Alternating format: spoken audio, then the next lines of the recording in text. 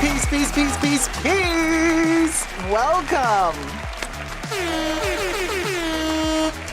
to the midweek live stream. Hi, everybody. Oh, I hear myself echoing something. Maybe because I'm sitting in a weird, I don't know. Test. Okay, hi, everybody. Welcome. Hi. Hi, Nancy Carnasa, Beacon, Creates, Pink Punk, Spirited Chaos. Oh my gosh, what Aisha, Didi Bean, Katie, Hershey Boy, Kari, Linda S, Nina NB, The Nectarine Man, Debbie in the house, Polly S, Agatha Likas, Monarch, Lana Marie, Diva Anna Bouget, Isla, Claire Bear, Pau ASMR, Nadine B. Hi everybody, Grant Ramirez. Oh my God, so many people. It's kind of summary. Zeitgeist, El Boogie, Evian, Ingati, Carlos Illustrates, Jacqueline McKinney, Johnny, Victoria, Kari. Oh my God, so many peeps. Hello. Hello, Indrani, Cecilia Brown. Welcome, Patricia, Polly, Kate. Oh my God, so many people. Happy Juneteenth, everybody. Whoop whoop. Well, it's a day to celebrate. Hi, Andre, Denmark, DDV, Han Solo, Jamie Nguyen, Sonia Roy. It is the day. Well, we can't even say that word on here on the tubes, but the big S word. Freedom, baby. Freedom, baby. Happy Juneteenth to everybody. And I would just like to remind you that my partner in crime for the Vivienne Westwood movie, Patrick J. Thomas, we did the movie together, co-directed it. He's also half black, so he's also celebrating today. And, well, we're all celebrating, really. But, also very, very special, momentous occasion for him as well. So there you go, guys. A little trivia on the Art Lovers Unite movie for you. How's it going, everybody? Thumb up the live stream. Of course, as always, we thumb up the live stream because it really helps the algorithm, especially now in these like kind of summer heated days and months, because that's when people kind of watch YouTube a little bit less and then the algorithm kind of slows down and gets lazy. So it helps the channel a lot. Costs you nothing to thumb up the live stream or to thumb up the video after the live stream is over. But it really is important because it really, really, really helps and it costs you nothing. If also you are watching this later in the rewatch crew, hi Finley, how's it going, my love? Hi Corinne.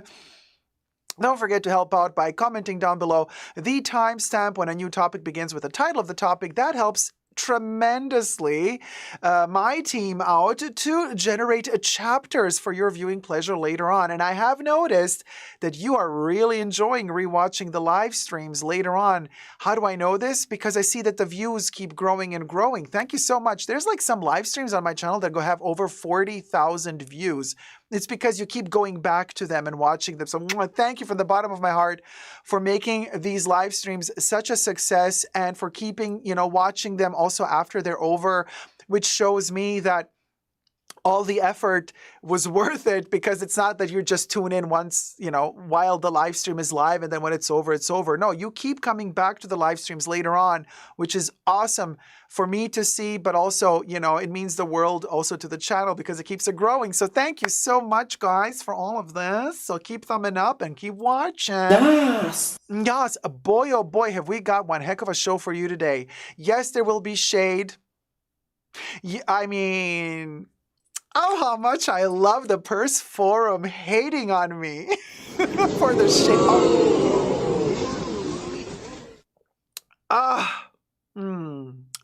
So anyway, it's delicious. It fuels me, darling. I love it. Love it, love it, love it, love it. So, but apparently somebody has surpassed me in the comments on the Purse Forum. But it's just temporary. Don't you worry. We'll be on top in just a day or two. Also, we're going to talk fashion. We have an update on Chanel, and there's going to be, yes, we're going to talk about luxury and fashion robberies. And maybe you know what it is, but if you don't know, don't you worry. I'll tell you. I'll let you know. What is this little moment here? I have a little bit of a hair issue going on here, which we are trying to fix. Thank you. Inga T, could be just me, but I enjoy watching live streams almost as a podcast on fashion. Thank you so much, sweetie. It means the world to me. It really does. Katie, how's it going? Anyone else's Chanel eggs spitting at them today? Oh!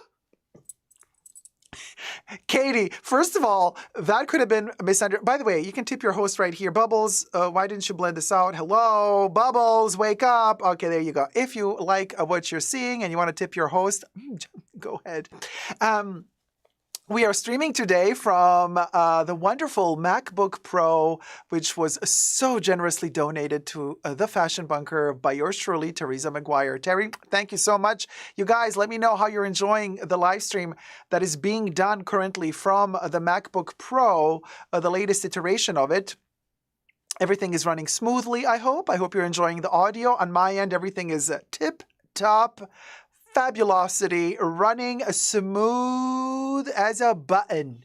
Smooth. Listen, Linda, it's running smooth as a button. Linda in the chats, it's just amazing. Hi, Finley. Oh, sorry, didn't mean to do that twice.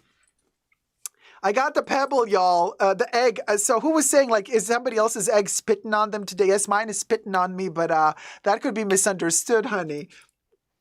Oh, my God.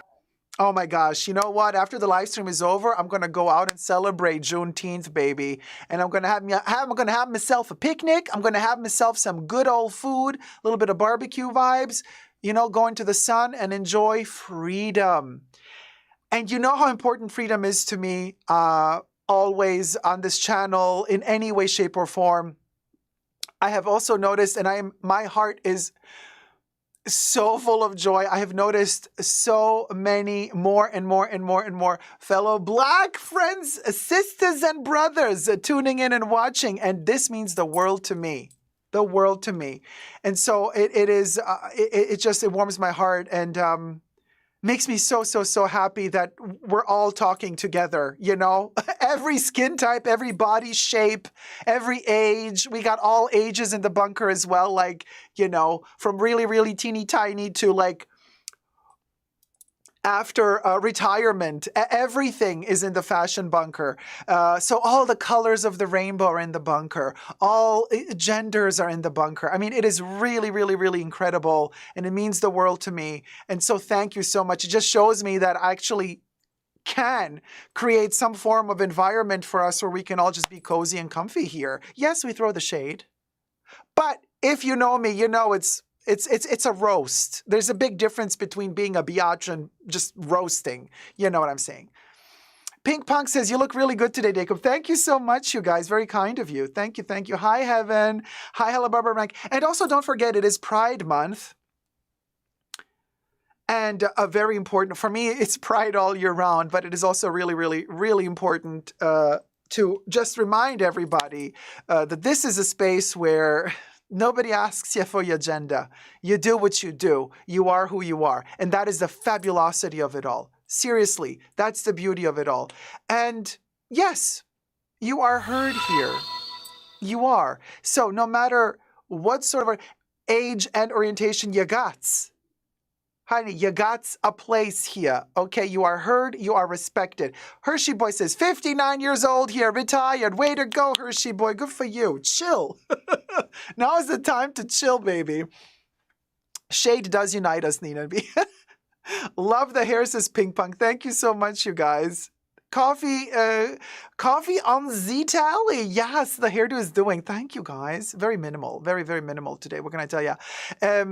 But I wanted to a little bit of a bun, but it's like really very banal. Hi, Terry. How's it going? See Teresa McGuire in the house. I've just congratulated this live stream for your Mac, Terry. So you can rewind later. And then see me talking about it. Han Solo, thank you so much, sweetie. 2001 donated $50. Fairy Dust and I are still here. Sorry for not being more active, but full support to our incredible host and Fab Bunker family. Thank you so much. Thank you so much, sweetie. Well, I haven't seen you in the chats for a while now, so we have a new cherry popping system. It is the Hermes Frisbee, but it's a harp. So let's play it for Han Solo and the babes. Hit it, Bubbles. There you go, sweetie. Thank you so much. Happy Juneteenth. Happy Pride Month as well. And for all the kids out there who are at school right now suffering because you're not coming out of the closet, people are making fun of you for your gender orientation, you're not alone. Holly_S donated $10.75. It's my birthday next Sunday, so here's an early birthday gift for you in case I don't make it to the Saturday's live stream. Love you and love the bunker. Oh, thank you so much, sweetie. Thank you so much. Happy early birthday to you and to me, because this is my birthday month as well. Hit it, Bubbles. My birthday's on the 30th of June, just FYI, you guys. So there's still a little bit of time to go. And like I wanted to say, just this hairdo, though. I was one of those kids. Difficult times at school, coming out to the family. Like, what do you do? You think the whole world is against you. You think everybody hates you. It's not true. It's just that everybody who had to come out, well, not everybody, but can we say most people had to go through fear? You know, you are a minority. You are scared what people are going to think about you. Is your family going to disown you when you come out? And, well, some parents are awful. There's no denying that. But a lot of parents are not. And as the gays that we is, we end up looking for our own family. At the end of the day, if you're lucky to have a loving mother and father and brothers and sisters, good for you. If you're not that lucky to have the biological loving mothers and fathers, you build that strong skin and you find that family. You find your family. You choose your family. You choose who respects you. You choose who loves you back. You choose who to love. Not just because your hormones are bubbling up and you're horny, but you also choose who to love according to who loves you back. And you guys, the most important thing to learn, in my humble opinion, hi prep guy, preach, the most important thing to learn. The only thing worth gatekeeping is your happiness. Protect your happiness. Gatekeep it. Do not shout to the world out up above, oh my God, I have millions in my bank. Oh my God, I just booked the most incredible job. People don't like that. Gatekeep your happiness. Gatekeep your success. By that, I'm not saying gatekeep information and gatekeep knowledge. No. Knowledge should be shared. Knowledge should be given and gifted, because only when you give the knowledge do you receive knowledge, and that's how we grow. But honey, your happiness, you find somebody you love, you find somebody to spend your life with, gatekeep that. Do not shout it to the heavens up above. So that's something we gatekeep. Teresa McGuire We got almost 300 donated people $75. watching. I'm so happy that the MacBook Pro is doing great for you. Thank you so much, Terry, my love. Thank you, Terry. Yeah, the MacBook is incredible. Here's to Terry and MacBook Terrie. This live stream is brought to you with Terry's MacBook. Hit it, Bubbles.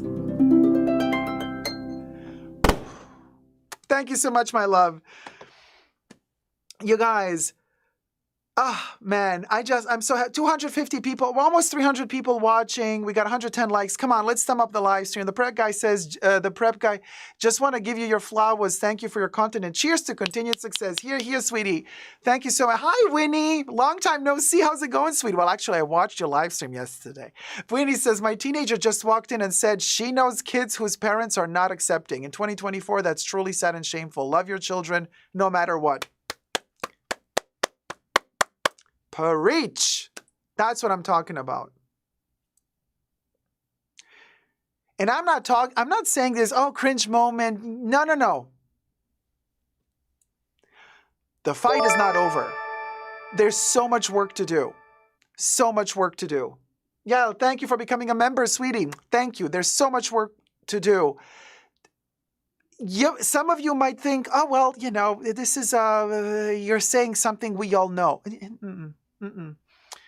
No, I will never stress enough to repeat this over and over again. It's something worth reminding. It is. It's worth to repeat, to remind. And also, I'm no fool. I'm not that person who's just like, la-di-da, yay, pride. I am very well aware of the fact that in my life, some of the most, this is going to sound a little bit controversial, but some of the most homophobic people that I've met in my life were gay people. Oh yes, that so-called community, sometimes toxic.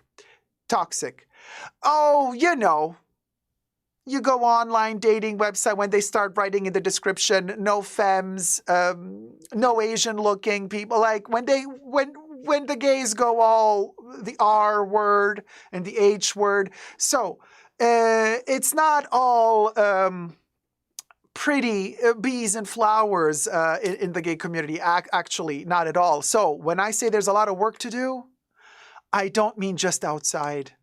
I also mean on the inside. On the inside, there is so much work to do. So much work to do. You want the world to accept you?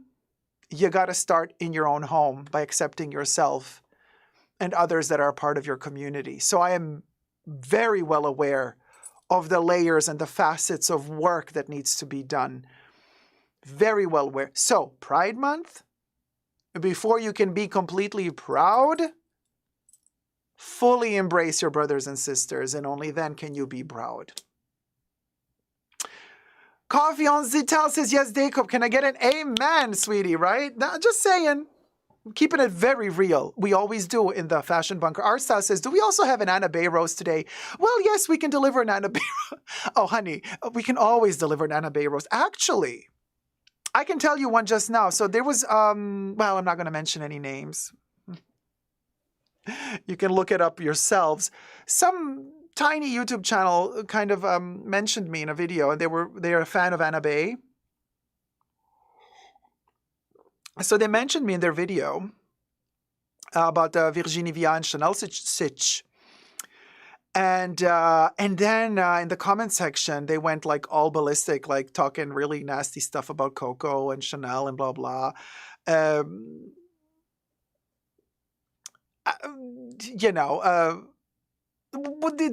channel is not a fan of Anna Bay, but they're all talking about like the channel is about marrying up. Very Anna Bay, very affluent and elegant ladies. Here is how you can dress like the elegant hooker to go hunt for a husband. Anyway, so there I am watching this video where I mentioned in the video, and I'm like, And then this person, in the comments underneath their own video says like they don't like Coco, they don't like what Virginie did at Chanel, they only like. I'm like, oh my God. Yeah. Go be friends with Anna Bay. Fabulous. You two really should go have a coffee together. So there's that.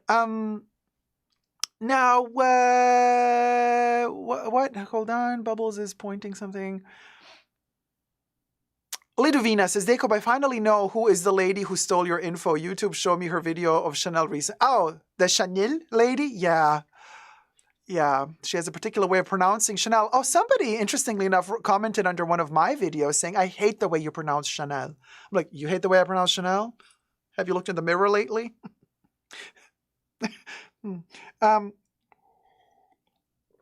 Also, somebody says, your youth shows under my video, the Dior video about Dior hiring an external fictre to produce their bags for $57 a bag. So they threw shade at me, trying to imply that I'm so young, I know nothing. I'm a fool. I'm like, really? The amount of shade that's been thrown my way this week, and it's just Wednesday, it's like, it boggles the mind. Boggles the mind, really. Abika says, I'm 19 and bisexual, but coming out to my Nigerian father feels so scary since he's very religious and I don't want to ruin the relationship we have already. Be very careful. Your safety is priority. If remaining safe means staying in the closet for now, you got to weigh the pros and the cons. You got to stay safe. The most important thing is safe.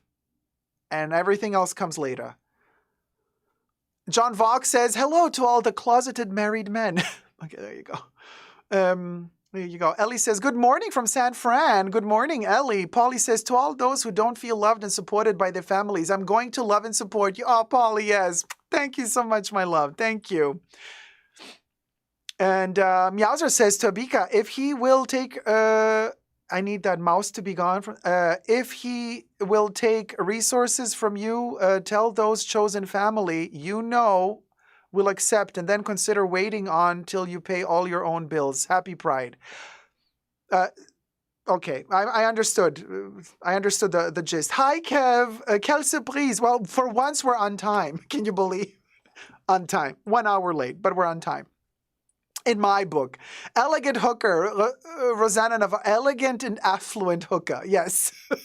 Anna Baydali. Allegedly, everything I say in this live stream is for entertainment purposes only, not rooted in truths or facts. Everything's alleged and just my opinion. Some other content creators might want to learn how to say this correctly if they're going to copy me. Especially on the Dior story. And now they're also copying the thumbnail. Isn't that fabulous? And okay. Wait, you go, girl. You go, girl. You copy that thumbnail, girl. You deserve it. You copy that thumbnail, girl. So anyway, some people have no clue how it is inside of the head of a polyglot. Oh, it's fun. Oh, don't I know it, honey? All those languages just mixing. Hi, Letty. How's it going? Deja que los perros ladren. Que señal que andamos, Don Quixote. Anda, nena. Coffee says, your youth is showing in your glow, Dacob. Thank you, darling. But not in the head. Honey, I'm 237 years old. You know, a vampire doth know. Cecilia says, I just saw someone posted a video claiming that Virginie ruined Chanel. Cecilia, I can't. The amount of idiocy online is really disheartening. Really, really disheartening. Really disheartening. You know, if anybody is ruining Chanel, allegedly, it's Lena, honey. Speaking of Lena, well, we're going to talk about Lena in many ways. Well, hold on. What did I write? I wrote down a little bit of some notes as well. Hershey Boy says, I'm 59, never married, never had kids. Sometimes feels like an outsider. Hey, you do you. I mean, I don't know your story, but you do you. Yale says, I'm so excited to join the bunker actually live. I've been watching for a few years. Hey, Yale Cats, thank you so much for joining us. Nina says, that's why I say it, Dacob. You're one. I'm one, thank you. Meowser says, highest form of flattery? If only they would credit me instead of just acting like they came up with the idea themselves. Seriously. You know. Kev is asking, how much virgin blood was needed for this youthful glow? I want to say, oh boy, I don't know. Quite a bit this week. We went overboard. The glow shows, darling. Marco Dame says, that sounds obscene, Dacob. Ditmore. What does Ditmore mean? Is that abbreviation? Is that something nasty? Did you say something nasty and I got caught in it? Debo says, sexiest vampire ever. Oh, thank you for all the fall. Oh, waiting for all the fall vibes. Well, you know, it is my birthday month. 30th of June is my birthday. So for me, officially, the moment my birthday happens, it's Halloween season, baby. I'm all about Halloween. Truth be told, today I was going to wear a Michael Myers Asylum shirt. And I was told not to wear it because it's like too cosplay-ish. So I'm already in my Halloween mode. But hey, you get to see me in the summer mode today. I'm not wearing my Asylum t-shirt, okay? But I wanted to because I love it so much. But there you go. We'll go. Hi, Lars. How's it going? Hey, Lena had her friend bacon already? Let's off us. Oh, honey, the bacon. Coffee says, your Alina video changed my life. Oh, thank you so much. Oh, Inga, thank you so much. Oh, hold on. Let me read that. Inga T let's do donated Inga first. $5.37. Little something something for the bunker. Love you all. Thank you, Inga T. Thank you so much, sweetie. Hit it, Bubbles. Winnie, I loved your show yesterday, by the way. Oh, the shade, delicious. And Dawn's story about the subway and the guy whose toes got crusted together. You know I have a phobia of toes, so for me that story made me gag. Hi, Rich Mitch. How's it going, sweetie? Indrani, I agree with you, Hershey boy. I'm 39, never married, no kids, 7 cats. Feel like an outsider. Well, honey, you're in the bunker now, so you're no outsider here. What was I going to say? Totally forgot. Marco says, do it more. Oh, did more. Oh, my bad spell. Oh, okay, Marco. I'm terrible at abbreviations. Hi, Alex. How's it going, sweetie? Thumb up the live stream, you guys. It really means the world to me.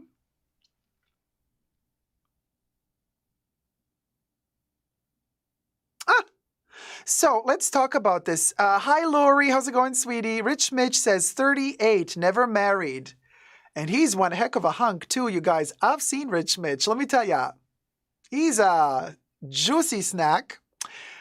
So, Rich, you might want to consider, I know you like the ladies, but you might want to consider, trying stuff out because you're cute. 38, never married, no kids, that I know of. Oh, Rich. I'm definitely different and always have been. I'm at peace with being different these days, and thank goodness. Good for you, Rich. We'll go, honey. Oh my God, almost missed the live, says BB. Well, I am obsessed with the fact that you all are super happy to be here together. In fact, I am so obsessed that even Bubbles made a song about it. Hit it, Bubbles. I am obsessed. I am obsessed. I am obsessed. Oh. And Bubbles just came before coming. I mean, it's a typical thing. Bubbles does that. Hi, Oliver. Oh, Rich. Oliver says, Rich, I have a sister and a brother. Take your pick. Coco Connects says, I am late to the party. But may I know what is Dacob's secret? She's so stunning today. I don't care however you want to genderize me. What's my secret? You know what? I'm a vampire. It's out of the box. Now you know. Ludovina says 37, single, and own a little chihuahueña. We love a good chihuahua. BB says, BB Hate You says, I watched Lena video after your live stream. She talked about herself to all quite, terrible. Oh, wait, that's what I wanted to read. Somebody was saying, your Lena Nair video changed my life. That's the one I wanted to read. Coffee said, your Lena video changed my life. I've been being gaslit by Chanel for years. I almost just bought a bag, but saying no has felt like so much personal growth. Then your content proved me right. Amen, sister. I mean, we're never fully free because Chanel has our hearts, but we have to learn to also say no. We can't always say yes. It's an abusive relationship at this point for me. So, I haven't bought a Chanel leather bag since 2022. I'm very proud of myself. Somebody should give me a coin. Can I get a 2-year? Actually, June. This is the month. This is my 2-year anniversary of not buying any more Chanel leather bags. Like Chanel Anonymous, like Chanelaholics Anonymous. I need my 2-year badge, my 2-year coin, my 2-year token. Very proud of myself. Yes, I still buy their perfumes because I don't have an issue with them. They're amazing. Okay, I love their sunglasses. I'm a sucker for Chanel sunglasses. I always will be. For the most part, they have not let me down. The leather ones have, and I returned them. But the acetate ones will go. Also, the metal ones will go. So there you go. Good for you. Yeah, thank you. Winnie says, I am on my suggested videos and I see twinning Dior videos. Curious. Winnie, the thumbnails are uncanny. The information shared in the video. I'm like, really? Oh, we're going to do this? You're going to copy what? You do that, girl. You enjoy. Oh, the royal she, says Coffee. NJ says, no climax for Bubbles yet again. I know, NJ. Bubbles is all about restraint. Chunky Shoes UK, how's it going? Anyone know anyone hot in the UK? Well, Chunky Shoes UK, Rich Mitch is hot. Hershey Boy says, I have fun with my Reddit boyfriends. Marriage is overrated, says Heaven. Well, Heaven, you've been through it, honey. Paulia says, nearly 47, never married, no children. Sister's occasional cat sitter. Bunker member. Way to go, Polly. And anyway, cats are more fun. Dogs too, yeah. They give you unconditional love. Well, cats maybe not, but dogs do.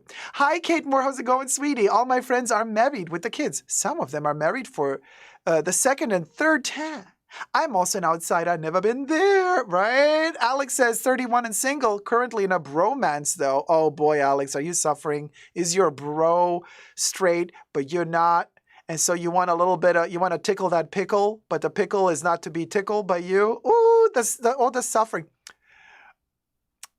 Anyway, Been there, tickled that.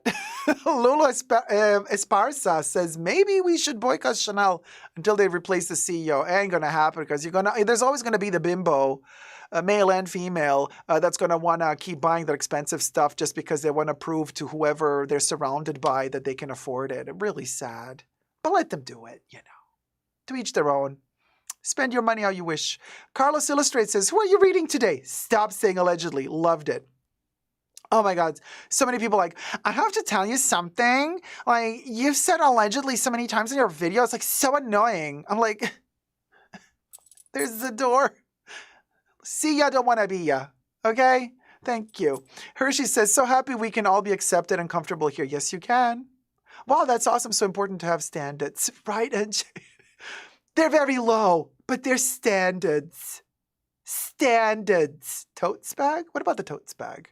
Love my Chanel sunglasses, says Amy Pickett. Me too, honey. Such a sucker for Chanel sunglasses. Fou de danse. Oh my God, remember that. It was my birthday too. That pink bag. Oh, the 2022 pink bag? Yeah. Winnie B. Not only was my... Winnie says, I see yours was first. Again, curious AF. Winnie. Winnie. Let me tell you something. Winnie, you know that I film all my topics in the live stream together with you guys. So, you know that I posted my Dior video a couple of hours ago, but I filmed it over a week ago. So technically, my Dior video is already over a week old, and it's public since over a week on my channel. Somebody has been secretly watching my live streams and still was not capable of publishing the video in time and still needed over a week to do so. Period. End of discussion. Maybe the other videos needed to go first, the ones with the paid sponsorships and all the stuff that they tried to sell you. Maybe those had priority because of contractual agreements. You understand. Allegedly. Ladovina says, Hershey, oh, I'm a Mexican cliche. My Chihuahua is white and beautiful. I fell in love. They have great personality and live 12 to 16 years. Well, here's the Chihuahuas. Yes, all the Chihuahuas, baby. Yeah. Oh, and also, hi Despina, how's it going, my Greek goddess? Welcome to the chat. Yes, Heaven, we tickle that pickle. And, again, I'll repeat myself, we're going to have an update on the Chanel topic today. I have some more intel to share with you about Virginie. As somebody would call her, Viard.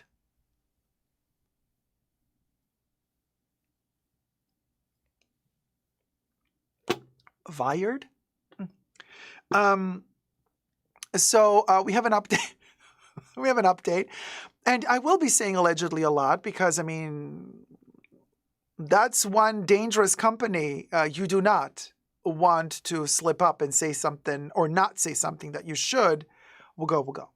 Nay says, it's called protection, LOL, allegedly. Exactly. Willa says, I wanted a Chanel necklace, but the pills always fall off. Oh, really? The crystals usually fall off, but the pearls are starting to fall off too? Uh-oh. Gag me with a spoon. Oh my God, allegedly. Right, Heaven? Like totes. That's such Valley Girl talk. 80s Valley Girl talk. Gag me with a spoon. Coffee says, when I hear you say allegedly, what I really hear is not a soul can clock. Thank you. Paulia says, like we say in Spain, cierra al salir. Close the door on exiting the room. There you go. When he says, I wish I said allegedly more. People out here striking left and right. Oh, you say it, babes. And Jessie just made a video. Jessiestyle, by the way. Hi, Jess. How's it going? Go subscribe to my favorite Australian YouTuber. Also, a dear friend of mine. Well, favorite. The only one that I, really recommend watch. But anyway, so what? Queens, all of them. Queens, the whole lot of them. So, yes, Penal Colony. Love you loads. Love you toads. Very sexy. Very sexy. And what was I saying? So some bimbo with like almost 2 million subbies made a video about like you're a broke hoe if you're like into luxury, and she used Jessie as an example in her video without asking permission, and without crediting, because obviously if you got almost 2 million subscribers, you don't give about what smaller YouTuber, you just steal whatever you want. But Jessie, the good heart that she is, and I know Jessie personally, and I can tell you guys, Jessie is literally the Rose Nyland of YouTube luxury. And I do not mean this in a bad, negative way. I love Betty White. I love Rose Nyland. But she is that innocent soul. Jessie doesn't have an ounce of evil in her heart. Nothing. She always sees the good in people. She always sees the good in people. Always. No matter how shitty the people are, Jessie is gonna find something beautiful about that person. It's incredible to watch. So she was also really happy to be mentioned in this video by this 2 million subscriber, person. Even though this person was showing Jessie in a negative way, because she was using her as an example of like, you broke hoe if you do luxury. And I'm like, Jess, but she didn't even credit you. And she's like, how are you happy about this? But you guys. Hi, Rach. How's it going? Rachel, more Chanel news. Yes, there are more Chanel news. Yes. But yeah. Viard, yeah, Virginie Viard, right. So anyway, so guess what, you guys? Here's where the shade really begins, because a thumb up the live stream. By the way, this is a juicy one, you guys. We're going to have, I'm going to give, listen, I love my purse forum. There's some wonderful ladies and gentlemen over there that have been super supportive and loving, and thank you guys so much. But then there's like 2 or 3 idiots that really keep losing this battle against me. And it's so delicious to watch them living rent-free in their heads. Oh, love it. So let's give them some more fodder. Let's give them, to all the baboons on the purse forum that don't like me, you know those memes of those like horny hamsters or something? They're like, yeah, there you go. Like that, bitch. So what was I saying? Oh, right. So guess what? The video gets taken down. Okay. This is so good. Because, okay, you see, listen where we're going now. So Jessie's super happy that she's in the video, even though she's not credited. And I'm like, well, what good does that do you, Jessie? I mean, if this 2 million person doesn't mention you, then their followers will never know how to find you. But her video gets taken down because in that video, she was also talking about Tamara, pug cosplaying Tamara. Oh, God. You know what? Just take me to jail now. Here, cuff me. Take me out. I'm terrible. When did you go to jail? No wonder those 3 people on the purse forum hate me. So anyway, so Tamara claims a copyright strike on this chick's video, apparently, because when you click now on the video, it says video is taken down or made private due to a copyright strike by Tamara, whatever her name is. The other luxury YouTuber. And so I'm like, oh, so Tamara did not like how this chick took her content, allegedly, and how this chick made her sound like she a broke hoe for wearing luxury. She strikes her video, right? And this chick, I guess, got scared because Tamara has a following as well. And so she like took down the video, whatever. But now you have this like, if you still have the link to that video and you click on the video, it's a black screen and it says, video taken down or made private due to copyright claim by Tamara, blah, blah, blah. It is hilarious. Andrea says, I don't mind multiple channels covering a topic, but for fashion, I figured the bunker hit it first. Thank you. I'm not gatekeeping fashion news, you guys. I really, spread the news. But these are people, but these are channels. These are channels. One, I do not gatekeep fashion news. Report about whatever you want to report about. But here's the thing. when I started doing that, and I was the only one on luxury YouTube that started doing that, while everybody else was unboxing their little baglets and what fits in their baglets, and I started talking about the end of luxury almost 3 years ago, and everybody was throwing shade at me. Oh my God, you peasant. You got no more money to buy a new bag every day, so now you're going to talk about how bad these brands are? That's what idiots were telling me back then. Looky now. Looky now. Fast forward 3 years later, now they're copying my format. Now everybody's going, oh, you're all poverty now? None of you can afford opening and unboxing a new baglet every day in a new video? No? Or maybe your viewers are sick and tired of it, and now you're thinking to yourself, oh, gee, I don't know what am I going to do now? I don't get the views anymore when I unbox the bag. What am I going to do now? Let me scavenge the internet and see what everybody else is doing. Oh, Dacob's doing news about fashion. You don't have to buy stuff to do that. Let me just see what topics he covers so I can do them too. And here we go. You see what I'm saying? That's the difference. Rachel says Dacob always has the news first. Rachel says, I like many other channels, but Dacob is the primary. Well, thank you. Thank you, guys. Coco Conte says, yes, Rachel, I agree. Dacob always has the freshest news. The fresh tilapia, baby. We got the fish from the market. It's still flipping and flopping as we deliver it to you on the table. Asia says, I love Jessie. She's so fun. People love to judge women for buying luxury fashion, but no one judges men for buying luxury watches and cars. I agree with you. I agree with you. I keep trying to scan the code, but it isn't recognized. This code, really? No, it is. It works. Letty says, I love Jessie. Her videos make me so happy. And no matter how bad my day is, if I watch you, Dacob, and or Jessie, my spirit gets lifted. Yeah, no, Jessie's a sweetheart, definitely. So this thing here, if this doesn't work for whatever reason, you can go to the top of the chats where you can click on the Tip Dacob directly link. That works just as well if you cannot scan. I got you covered, honey. The money can flow. There's always a way to make money flow. Debo says, can't wait till you rock the Halloween Chucky t-shirt. Oh, you and I together. I live for Halloween. Live for Halloween. Love Jessie. Her videos make you... I've heard that one already. Why? Jen O says, hello, Dacob. Quickly dropping by to say hello, and I like the live stream. On my way out to get dinner, but listening on my headphones. Hi, Jen O. How's it going, sweetie? Thank you so much. Thumb up the live stream, you guys.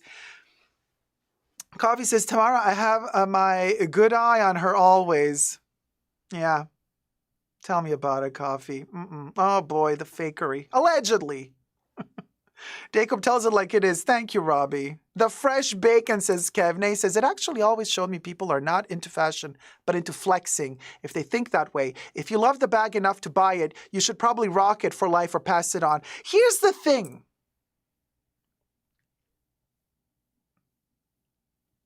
And I'm not throwing shade at anybody here in the chats because, like, Winnie, don't think that I'm calling you out. I'm not calling you out at all. I know that, Winnie, I know that you also sometimes, you buy something, you love it, either the FOMO or, you just love the object, the shape. And it can happen. I'm not judging. It can happen that maybe a month or two later or a year later or whatever, you think, maybe it isn't for me, and you decide to let it go. It really, you guys, there's nothing wrong with that. Seriously, there's nothing wrong with that. Impulsive purchases, impulse buys, we've all fallen victim to this. No shade. Really no shade. My beef is with the people that buy an enormous amount of stuff for their unboxing videos, or because they got some inferiority complexes or something that they want to keep stuffing and filling. Thank you, Rach, so much. Donated $10. I always watch on my iPhone and never knew how to tip without using the QR code. Now I know. Thank you, heart. Oh, Bubbles is so down under. Thank you, Rach, so much. Hit it, Bubbles. There you go, sweetie. Thank you so much, you guys. My problem is so those people that buy and make, and you see that there's no substance. And then they go, let's do a sale vlog with like 50 things that I just bought a year ago. I'm like, yeah, you see, that's the difference.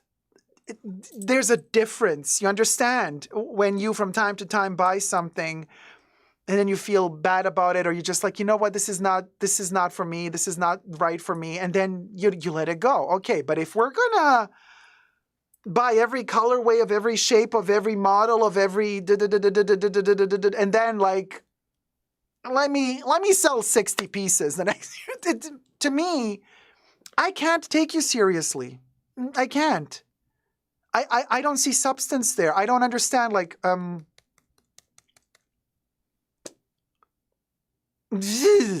don't know. You know. Yes. So I need a comment on that.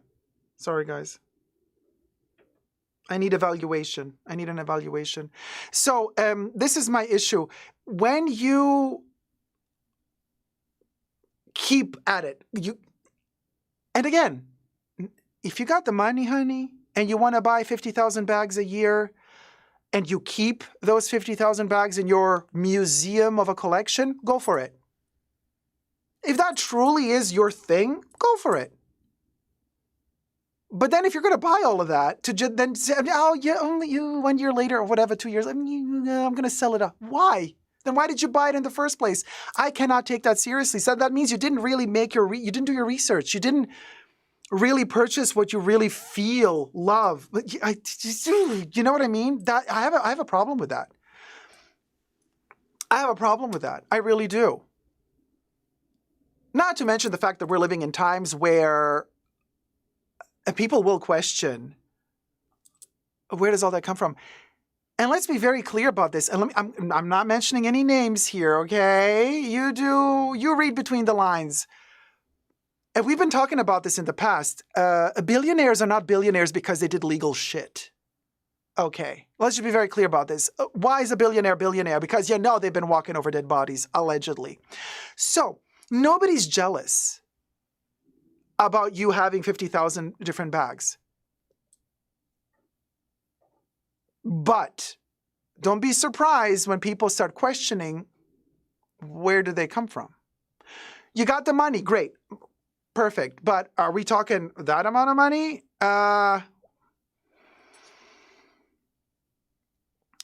Suspicions arise.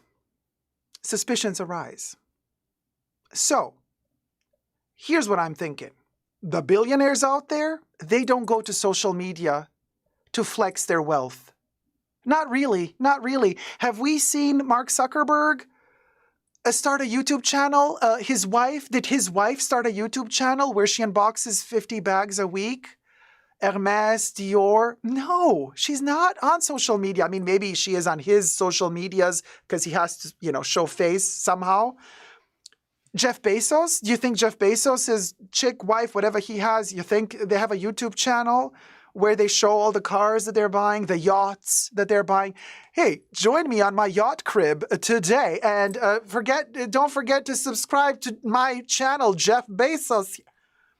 You see what I'm saying? If you got that amount of money, you do not want to be on social media. You do not want to get even more eyes on you. You avoid it like the plague. You avoid social media as much as you can. That's what you do when you got that level of money, where you don't want people to be even more questioning where it's coming from, what's it, why, what dirty stuff did you do? They don't want that. They stay as far away from social media. So my tip to you, if you are that rich and you are buying that much, do not have a social media account of any kind. Of any kind. Like, keep that shit away from YouTube. Keep it away from Instagram. Not just because people might break in and steal your stuff, but also because you have to safeguard whatever type of money you got that keeps flowing in, and you don't want the masses to come for your head. We are living in times where we are so close to another Marie Antoinette moment, you don't even know how close we is. So anyway, hi Fashion Roadman, how's it going, sweetie? Haha, that's funny. To be honest, making content that requires spending money on items is always a ticking time bomb. It is a ticking time bomb, but depends on if you're authentically into collecting and archiving things and your channel is about that, then more power to you. Otherwise, it can be a ticking time bomb if you're just flexing and showing off. And then you also say there's a difference between making videos of your bag collection versus buying bags solely for a video. I think a lot of those YouTubers lost their way and got sucked into the content rat race. In a way, yes, but the problem is also here, like with everything, you guys, there's a cycle. Everything comes and goes. There's a repetition of everything. So, and like I said several live streams ago, and I don't know, Roadman, if you have been watching my stuff for a while now or not, but just if you haven't, let me tell you now what I said a couple of weeks ago, and I actually keep repeating this 1,000 times. There's a cycle in everything. One thing, when luxury YouTube began like 10 or 15 years ago, it was exciting. It was new. It was a new platform. It was a new format. People would unbox stuff enthusiastically. Here's my bag. Look what's in my bag, blah, blah. It was new. It was a novelty. Now, 15 years later, it's a bit tired. Ain't nobody got time for that. But the new generation is coming up, and if they are not all Greta Thunbergian, if they're not into the Greta Thunberg visuals of stuff, they're going to want to, rediscover this type of thing. So what are they going to have? They're either going to have, if the channels are still going to be online, they're either going to have the 15 to 20-year-old videos that are still on YouTube from a bag unboxing from 20 years ago, right? Or they're going to make their own content. And I do believe that that wave is turning, and we're going to get back maybe 5-6 years from now. There's going to be another resurgence of you guys remember the old school bag unboxing videos? Do you guys remember the old school what fits in my bag videos? Well, now they're popular again. We're going to hear that. Hopefully it's not going to happen with those idiots with their tiny little microphones that always talk like that on TikTok. Oh my God.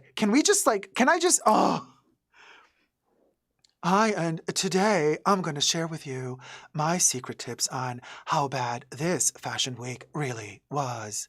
And I'm going to talk like this with my voice and words being interrupted after every word I say, because that is going to make me appear even more intelligent to you, the idiot viewer that is watching me and thinking now that I actually know what the F I am talking about. The Munchkin microphone legitimizes my presence on fashion TikTok, but also my styling and the way I behave makes me truly the fashion god you should be following for every piece of news and information about what is going on. I mean, this is ridiculous. Are you kidding me? On one end, the guys with their alpaca hairdos, the teenagers today, they're going to, if they ever manage to get kids one day, they're going to look back at the travesty that were those videos. They're going to be so cringe, the terrible styling that they're going through. But then also the Munchkin microphone era. No. Guts to go yesterday. Seriously. Asia says, I like Dacob's commentary on fashion news because you're not brainwashed to always praise luxury brands unlike some Oompa Loompas. Okay, here's the deal. When the people are praising the luxury brands, it's because they are trying, begging, hoping, praying that they're going to be accepted by the fashion community. Okay, looking at some TikTokers that started TikTok accounts during the lockdowns, who have been relatively critical in a funny way, more or less, they're very young, so what do they know, to certain fashion brands. Now that they started getting invited to the shows, did you notice how the tune of their videos has changed? Not one single video that they do now is critical to any collection. Because now all the videos they post are videos that they made at the shows that they were invited to see. So now all of a sudden, they have glorious things to say about every collection that they go to. Only the best of poetry, only the best of reviews. And I'm like, wow, was it that easy to sell your soul to the devil? And before somebody here were to decide to come for me, guys, I've been to Paris Fashion Week so many times. I come from the fashion industry. I've worked behind the scenes, in the showrooms, in the creative teams, marketing, PR. Both in particular when it comes to Europe, Milan and Paris Fashion Week. I have no need to beg the brands to invite me. I have no need to beg brands or to lick their ass to get a freebie from them because I made a good review, but I have no need for that. So on my channel, you will always hear it like it is. I'm very Joan Rivers that way. Okay. Minus her comedic genius. I dabble in comedy a little, but Joan, you know, she's up there for a reason because she's the best. But what I'm saying is, no, we're not going to be licking boots here. Never. Terry says, I had that happen when my husband got his inheritance a year ago. I bought the handbags I always wanted. Not a super haul, just about 7 Louis Vuitton I had wanted for a long time. But then you're good to go. Like, you don't need to overdo it. You know, you're happy with what you got. I did sell 2, but that was because they were a little too small for me. And after helping friends and family and paying bills, we needed extra money. Well, there you go. And sorry, the chat just slipped on me. It like kind of flew ballistic. Sorry, guys. I'm just, I know, I now only get things I really, really love, says Terry. And that's the way it should be, you guys. Don't let FOMO get to you. Don't let somebody else tell you what you should or should not buy. Focus on what really, truly makes you happy. And yeah, okay, you might make a mistake here and that now and again. That's okay too.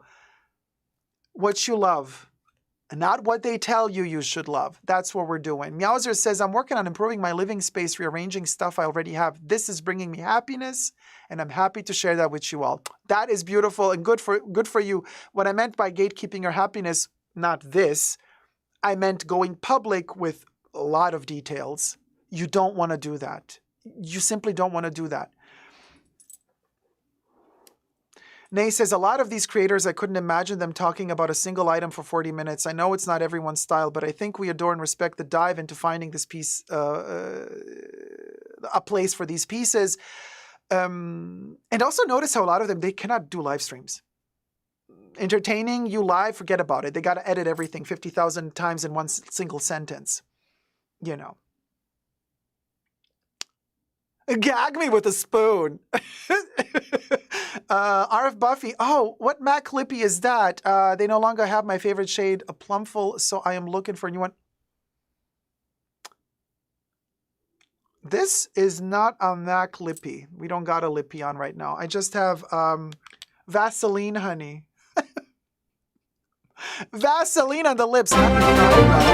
Okay. Ayla, thank you so much, sweetie. Ayla donated $20. I would love you do a what's in my bag, you are my number one. Thank you, sweetie. Hit it, Bubbles. What's in my bag? Oh, well, actually right now, nothing, because when I come back home, I always empty my bags because I love them so much and I want to keep them clean. So it's really funny at the moment.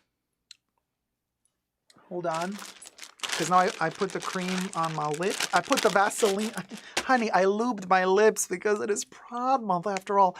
I love alpacas, says Jack. Yes, I love alpacas, but not on, prepubescent boys' heads. Honey says, yes, this microphone is so annoying. Dacob is on it today. I'm telling you, babes. Alpacas are cancer. Heaven says, Tamara still has that little fuzzy one. And if you hear how busy she is one more time. Okay, Heaven. I'm sorry, Tamara. Girl, like you're a little bit also lost in the trends of things. Tamara goes to Fashion Week with a whole team of people filming her, editing her shit. In her last going to Fashion Week, she's walking in, right? And people are shocked. They're like, oh my God, what's going on? Because when she enters, she has a guy who holds the lights, a guy who's filming, somebody with the microphone. So what I'm trying to say here is she has a team following her that is filming her. She doesn't have the need to hold the Munchkin microphone, you see, because the person following her can follow her with a boom mic. That's professional. Do you see me holding a frickin' nano munchkin microphone? No. You know why? Because my mic is up there. It's out of frame. You want to keep it profesh. So if I had 3 people or 2 people following me around filming every fart I make, I'm not going to put my munchkin mic on my booty hole to let you know that I farted. There's going to be a person there recording my farts. That's professional. Thank you very much. So the fact that she's lifting a nano mic, even though she has a team of people filming her, means that this is a choice. She chose it because she thinks it looks cool, trendy, fresh, young. You see? That's... Yeah. There you go. Thank you, Bubbles. That's what is cringe to me. That's when the whole image collapses from him. Like, you have a team following you, and you chose to do this? Wow. Victim much? Sorry. Allegedly. But you catch my drift. You catch my drift. So anyway. Paul was talking about the alpaca hairdo. So sad. Wait, hold on. Scroll up, Bubbles. That hairdo is so sad. My 17-year-old hates it so much and keeps his hair super short for that reason. Good for your kid. Lynn says, I used to love watching unboxings, but it gets boring. Learning about what is going on in the light of the history of brands and pieces is so much more interesting and will keep viewers. I mean, you do what you do. You know, there's a time and a space for everything. There really is. There really is. Oh, I was going to show you what's in my bag. Hilarious. So at the moment, I've changed my opinion on the storage of the... So, my Speedy, yeah? You know I love my Speedy. Not the travesty of what Pharrell has been doing to the Speedies. He has bastardized the Speedies. In my humble opinion. I want my OG without bandolier. Thank you. Can you keep making those, Louis? Huh? Can we keep making the canvas ones in a 35 and a 40 without the bandolier? Can we? No, we can't. Why? Because you want the leather version with that, god-awful chain. No. Anyway, what's in my bag? This is all, baby.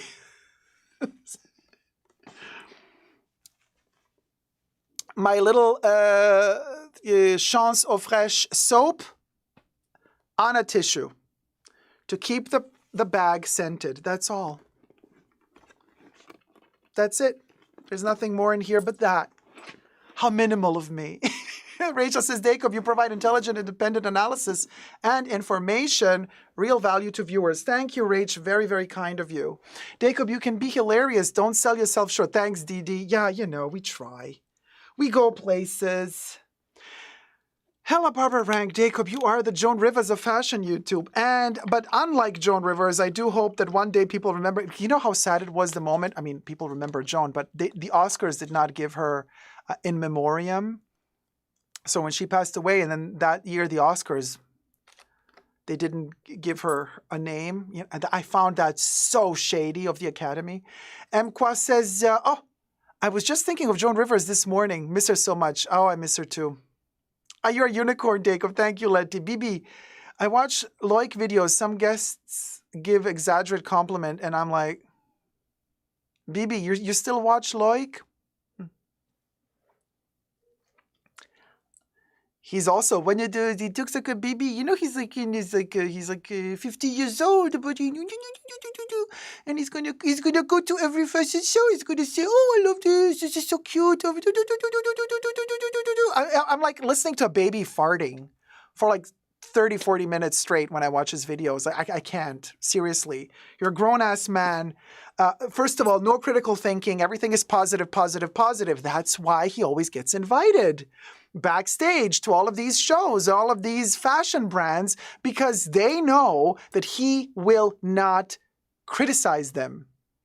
They invite him because they know that he will show them in a positive light. They keep inviting him and prioritizing him and putting him front row everywhere because he's safe. Okay, that's not journalism. I don't think he implies that he's a journalist at all. That's not journalism.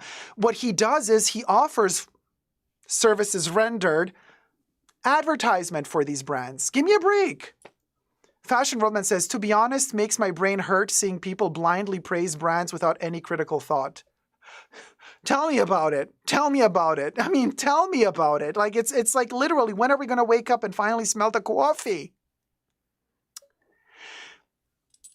And I don't care if there are content creators out there who want to lick the boots and always be invited and always be front row and get their freebie bags. I really don't care. You do you, boo, more power to ya.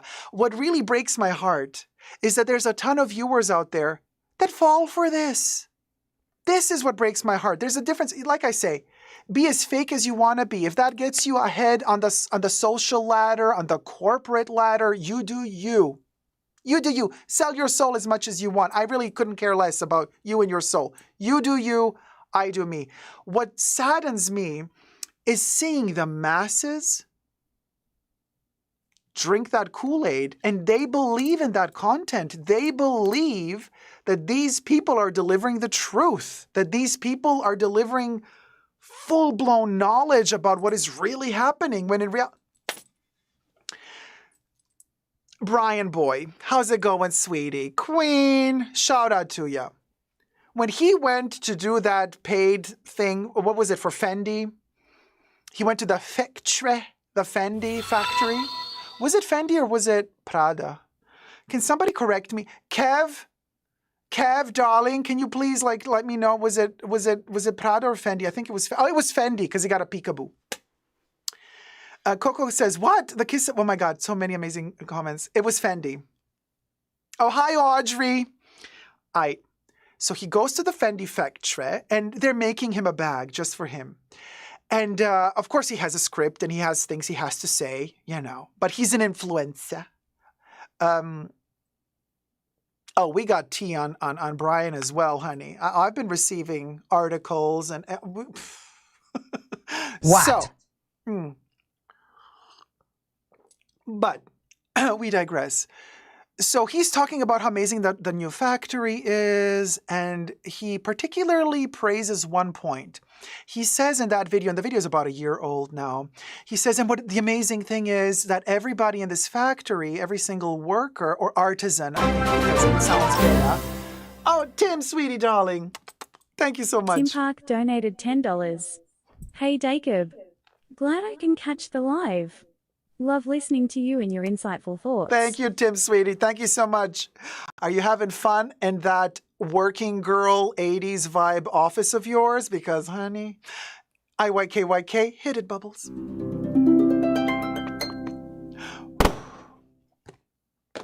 So he says, oh, and every worker or artisan is specialized in one particular thing. One task only. Oh, isn't that amazing? And I'm sitting there watching this monstrosity of a propaganda video for Fendi, thinking to myself, how can anybody in their sane moral mind accept to do something like this and say that this is a good thing? Let me explain it to you. Why is this a bad thing?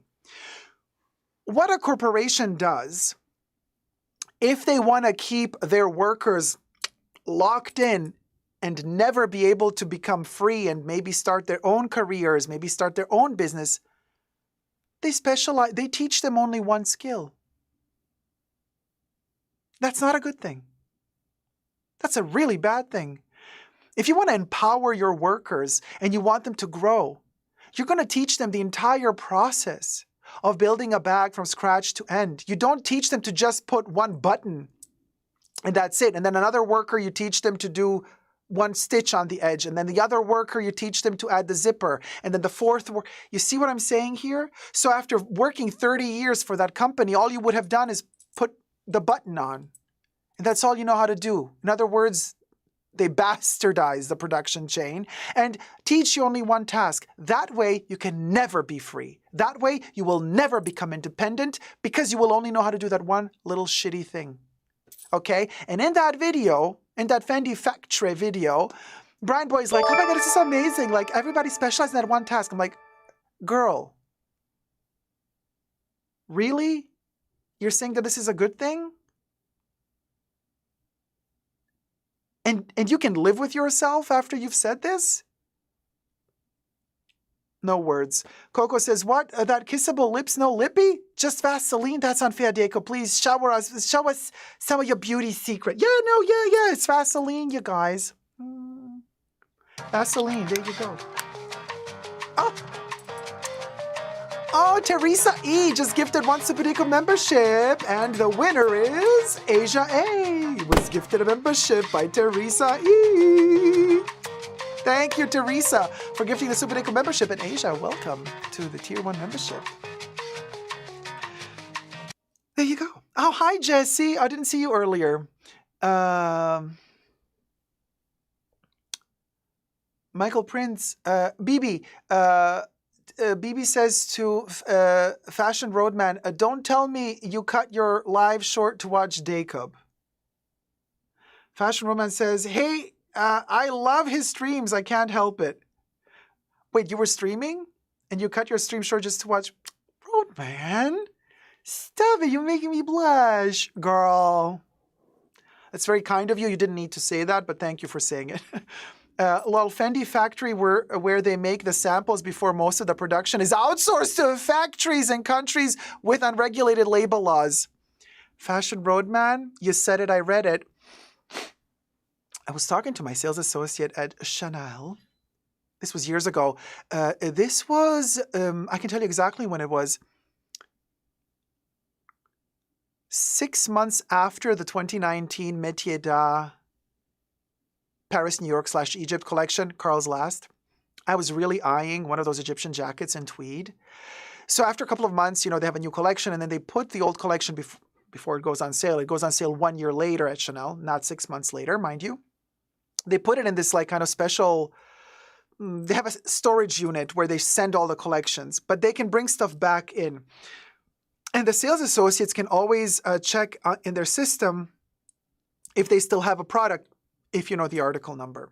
Of course, I had the product article number, and I said to my sales associate, hey, do you still have that jacket? And do you think it's going to go on sale 1 year from now? Tweed, usually difficult. But anyway, so she says, yes, I have it in stock. And actually, somebody else was trying it on before, so we brought it back from the storage unit. So it's still actually in our back room. So she brings it out. I try it again. I cry a little because it was so beautiful, but I didn't have that amount of money back then. And I'm like, but you know what? I'm like, this tweed though. She's like, what about it? I'm like,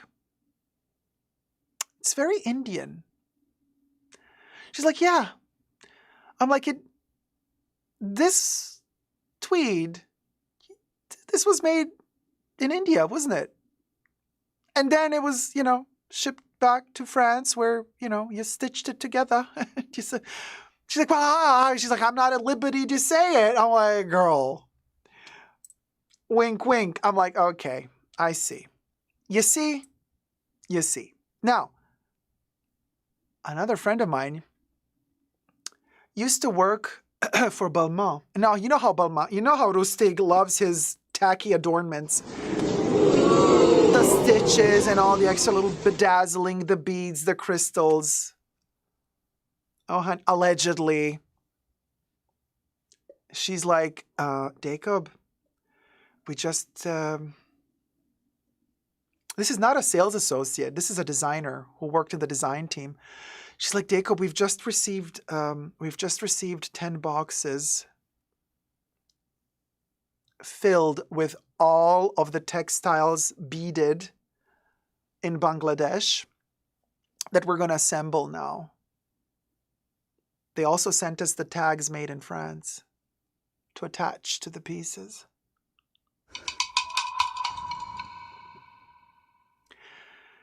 So when some random bimbos underneath my latest Dior video write to me, oh my God, you don't know that this has been happening for decades? Bitch, yes, I know that this has been happening for decades. Where have you been? Why haven't you been watching my channel for decades?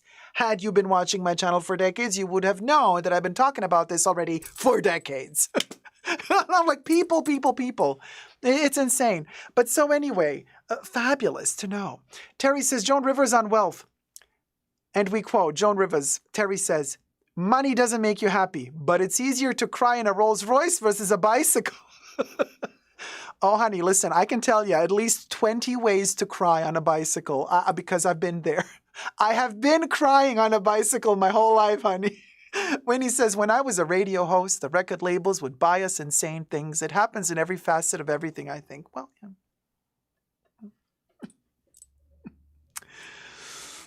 Coffee says Fendi is LVMH, right? So they probably use a certain type of label like the sisters, Laura Piana and Dior. You see, just be very clear about this.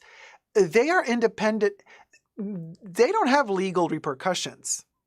They are not hiring these people who are assembling these bags. You guys, it's a loophole.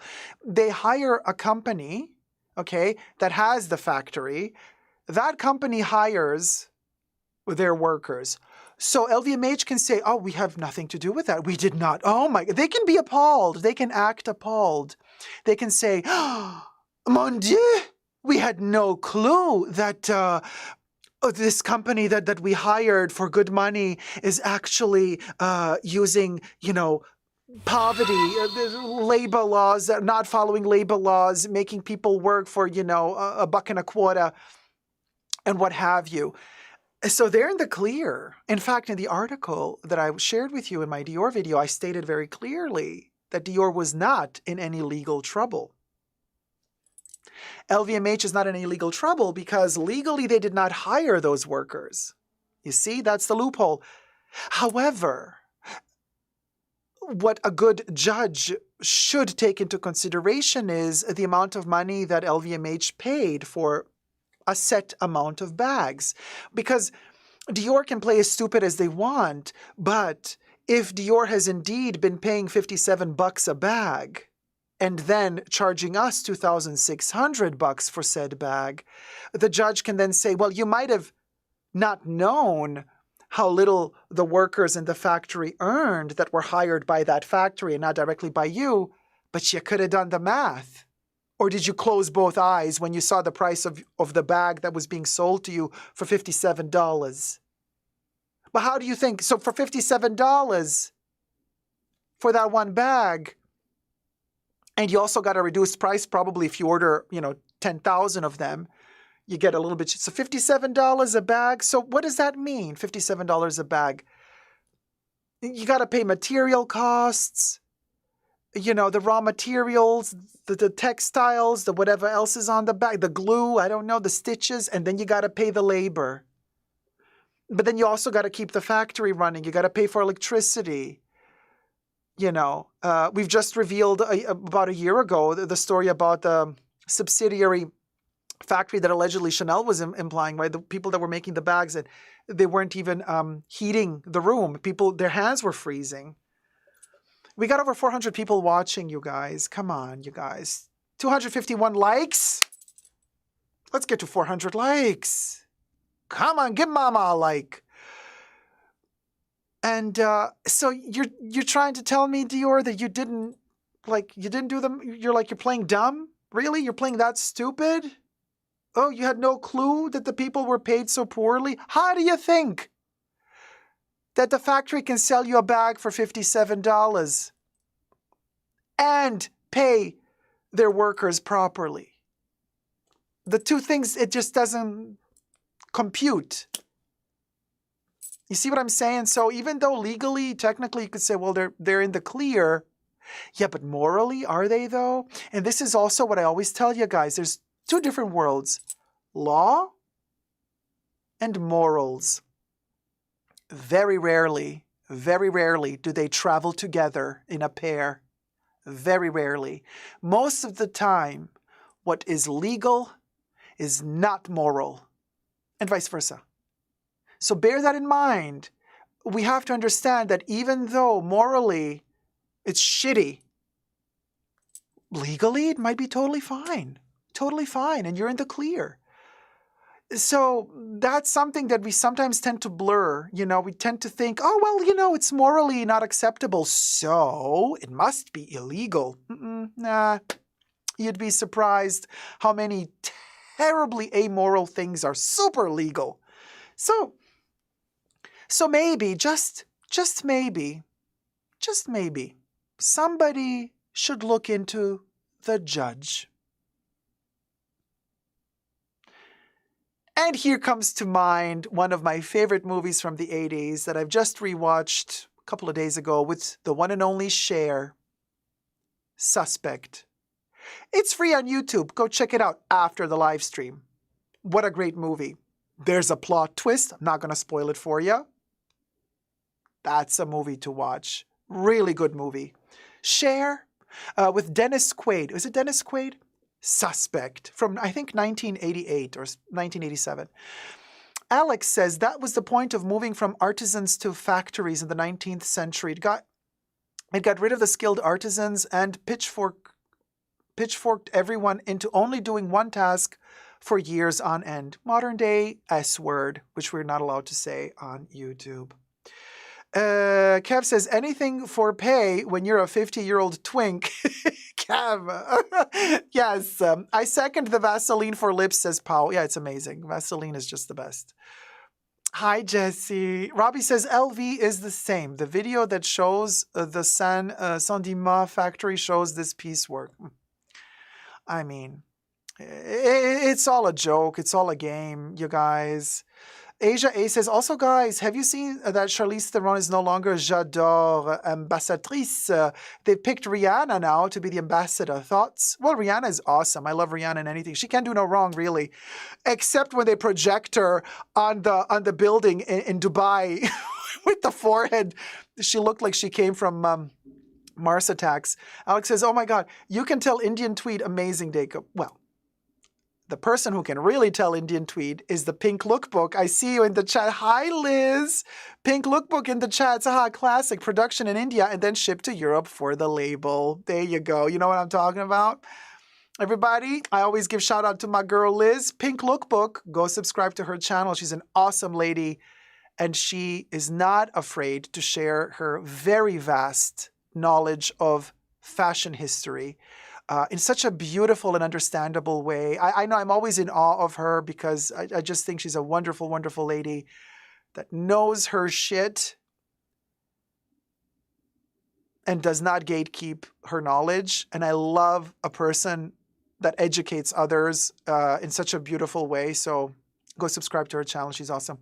Coco Context says, because Brian allegedly has no car, so he called a taxi to go home. That way the Manila elites talk about him being a new face in the elite circle in the Philippines. Oh, well, we have the articles, Coco. Well, we have the articles, honey.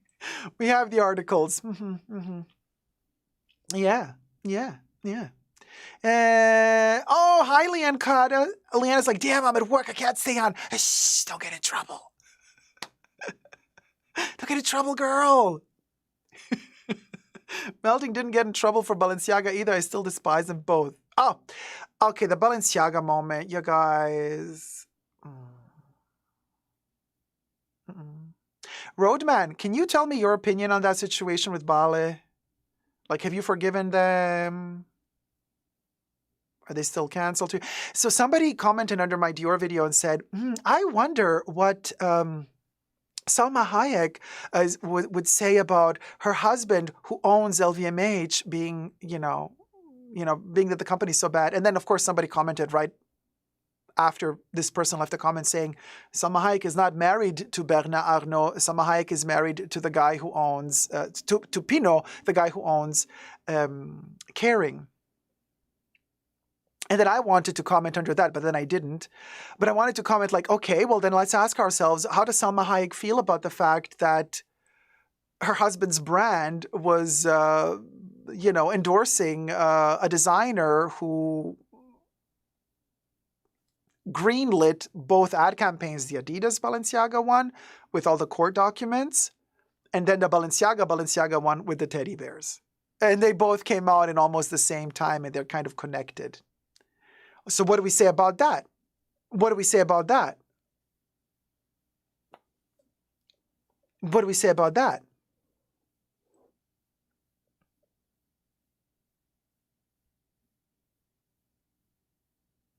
MMM says, someone was quick this time. Bless her. Not really. It still took her 10 days almost to do it. So, Anonymous says, these countries need to close these loopholes. Ah, please, these countries. Everybody, these multi-billion-dollar corporations own the government. They lobby. Well, these laws are not going to change, you guys. Don't be fooled for a second. They're not going to change. Tut, tut, tut says, oh, please, anyone at Dior knows that $57 a bag is not sustainable for fair practices. Thank you. That's what I'm saying. That's what I'm saying. Andrea says, I agree. Dior LVMH 100% knew what contractor price meant. They're neither stupid nor ignorant, just overly greedy and inhumane. You said it, I read it. Coffee on Zettel says, I don't believe they didn't know. Well, you guys. Stupid is not a good look, says Terry. Exactly. I agree with you. Lulu says, I think the markup is criminal. Pink Lookbook says, 100% they knew. They may even have been the ones asking for that price, allegedly. You read it, I said it. Hi, Andrie. Andrie has been throwing shade lately on her channel. Can we talk for a second? And Andrie, I love you. You're stirring the pot. Good for you. I love it because you're honest.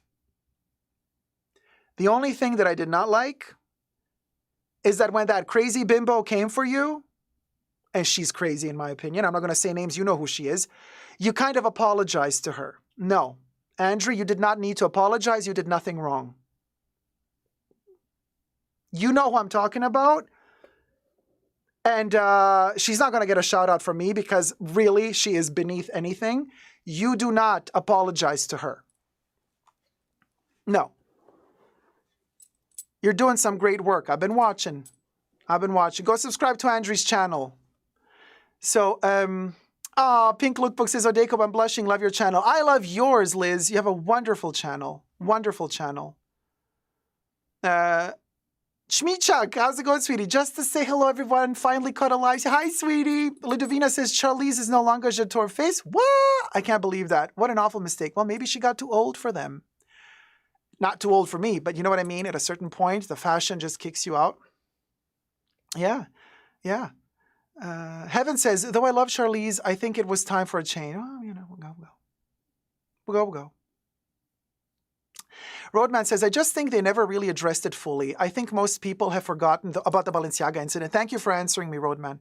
I think most people have forgotten, though. Seems like business as usual. I have not forgotten, and I will never forget. And as long as Demna is still sitting there, not letting it go. I'm not letting it go.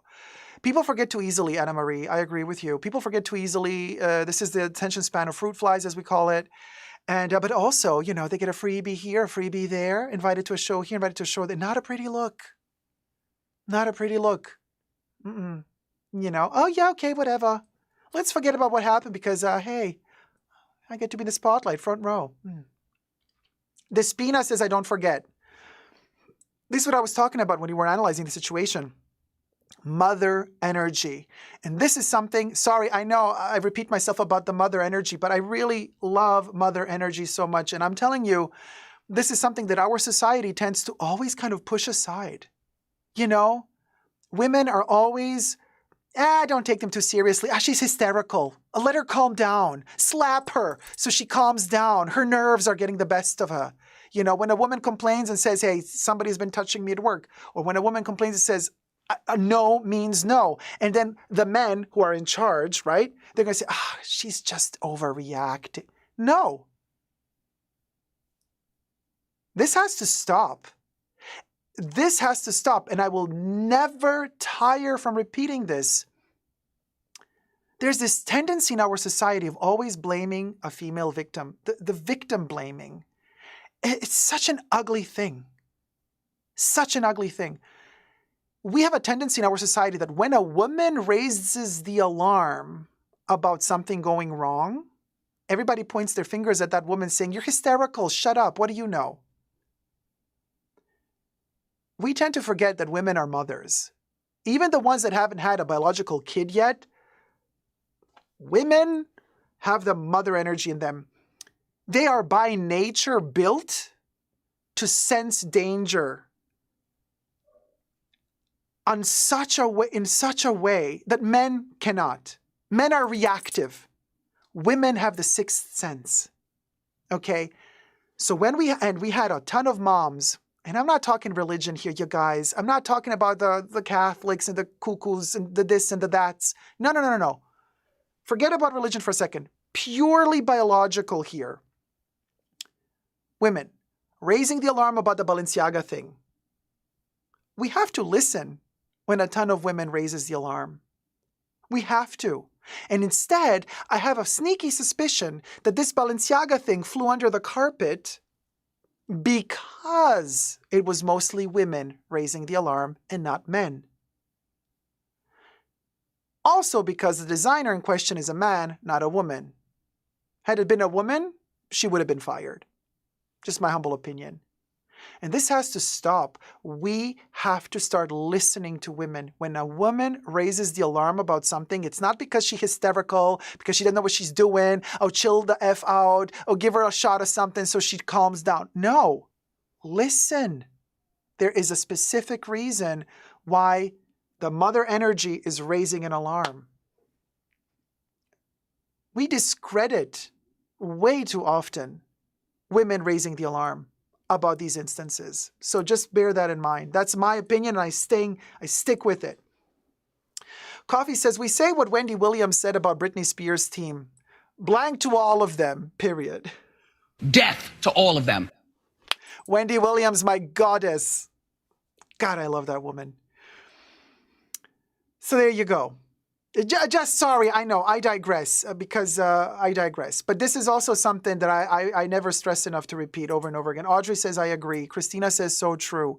Kate says, even women blame women. But this is also what I was talking about, the gay community. One of the worst homophobias I've ever experienced in my life was from other gay men. So go figure. But yeah. Pao says, yes, preach, Dacob. This needs to be said over and over again. We need to be heard. Yes, you do. Yes. Armin says, let's get to Virginie.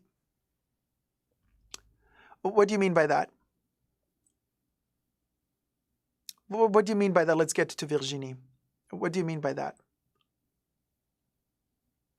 Vicent says the best reigns in the world were under women. And some of the cuckooest ones in a good way too. Because honey, that makes for really, really good books. Oh, the best ones, the best ones. Exactly, Amy. Amy Carmen said it best. We are built to sense danger, says Amy. I'm just reading it. I'm not saying we. I'm saying ladies are built to sense danger. It's really true. That's that sixth sense. You know. There you go. Mother energy. Mother energy. So. Thank you, Coffee. We'll get to her when we get to her. Exactly. Andrea says, Dacob, you are forever in my heart for the fact that you never forget the Balenciaga moment and for the clarity of your opinions about protecting children. Always, always, always. It goes without saying, but I will repeat it 1,000 times to infinity if I need to. Asia says, Balenciaga shenanigans aside, what are your guys' thoughts on their rodeo? No, Asia, we don't have any thoughts on anything they're doing until that person is gone. And until they change their entire team. Until then, they don't exist. They only exist in terms of raising awareness about the shitty attitude that they're having. That's all. Natadita says, Dacob, thanks for your opinion. It is so important when a man tells about women's rights. It is not my place, of course, to tell a woman what her rights are or are not. But it is my place to defend mother energy whenever I see it and I feel it. I always try to sustain it. I always try to support it in any way I can. That's what my place is. My place is not to create laws or change laws. Obviously, that's not my place. But I am an ally. Always. Always. Always. So there you go. All right, let's do a little topic. Let's film a little topic, shall we? I'm sweating like a pig here, y'all. I know, Lynn, it doesn't help when high-profile women continue to support. I completely agree with you. Completely agree. When they continue supporting Balenciaga, completely agree with you. Completely. Hi, Tiny Dirt Potato. Long time no see. How's it going, sweetie? Ah, please. DLCX, they think the Kardashians are going to make us, as brand ambassadors, are going to make us forget. Yeah, no, they're not, honey. If anything, they're going to make me despise the brand even more. Hi, Ollie. How's it going? Is it you or the Talpa? Have my full attention. How's Nina Nabi? I was multitasking before. Oh, good. Okay, let's sum up the live stream. We're almost at 300 likes, you guys. Let's get to over 300 likes for the live stream. And, oh my gosh, we got some topics. You want to talk about theft? Somebody stole something. Luxury thievery. We have a topic for you. And I bet your bottom dollar it's not what you're thinking. Hold on, let me just touch up my makeup because I've been like sweating through it like crazy. We're going to talk about luxury. Yes. Oh, something went down. And a lot of money is missing. Rhea's like, again, 50 lipsticks missing.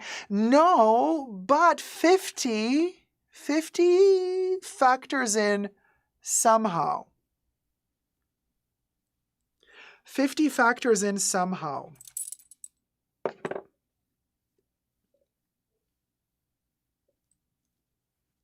$50 factors in somehow. One doth wonder. Someone doing laundry. What do you mean? Is it loud up in here? Is there somebody? Is there something? Is there a sound in the background? Oh, Asia, you were in Paris when Chanel store was robbed the other week. Asia, are you trying to tell us something? Asia A, are you trying to tell us that we should contact you for a bag? Asia's like, I just happened to be in Paris, y'all, last week when, Queen.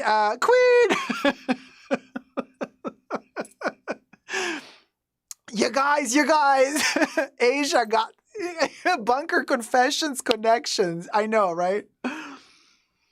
It's not what you think, Zach. You're wrong, and I knew you was going to be wrong. Did Lena hire you, Asia, to distract from the Virginie news? Oh, Kev! The shade. Hold on just a second, because I got to find my news here. Oh, because of the thievery things it does. Sorry, you guys, because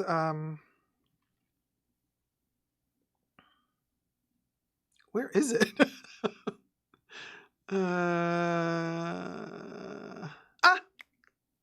Oh, okay, got it.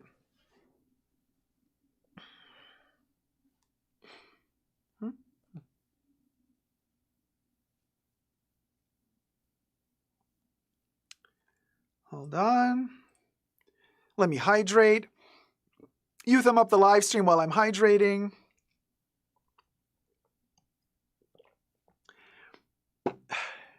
Did Dacob give the Chanel update already? No, he has not given it the update already yet. Okay. The luxury world and thievery seem to go hand in hand.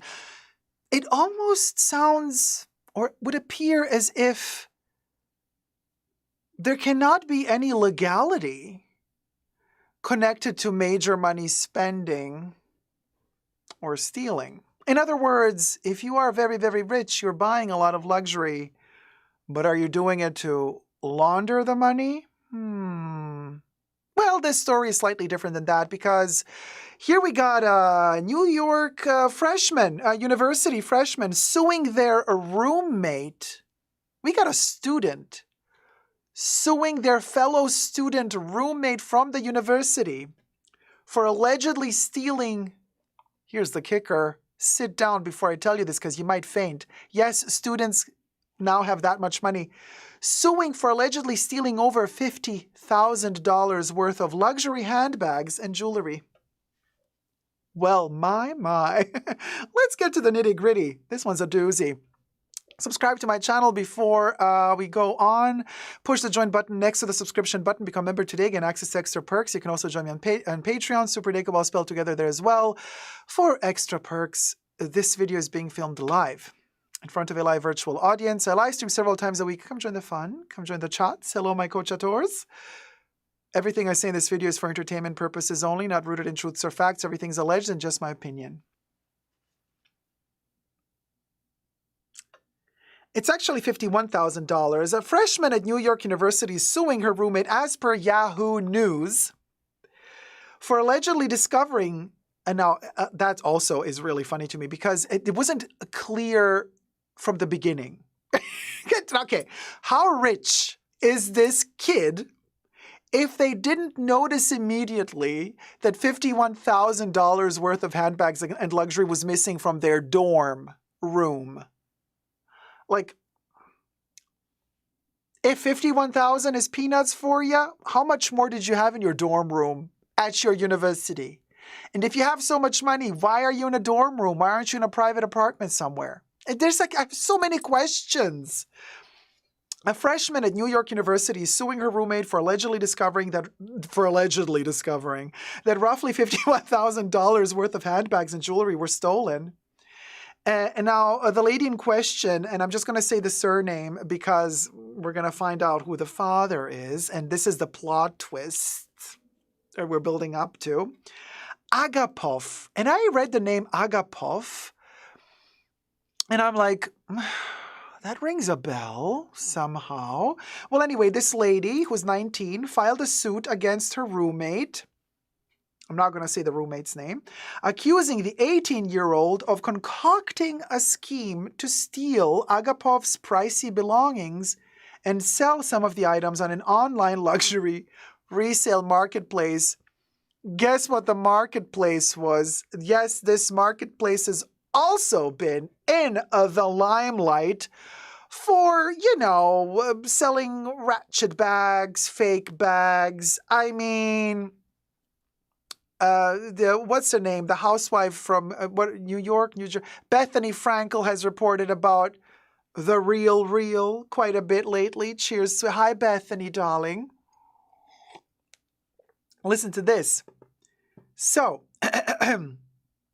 Agapov's father, now Agapov is the lady whose stuff has been stolen. Agapov's father is Andrei Agapov, a Russian-American mining magnate and CEO of a gold mining company. Well, we'll go. Well, we'll go. So Mr. Agapov, who is like sitting on a gold mine, quite literally, sends his daughter to the university.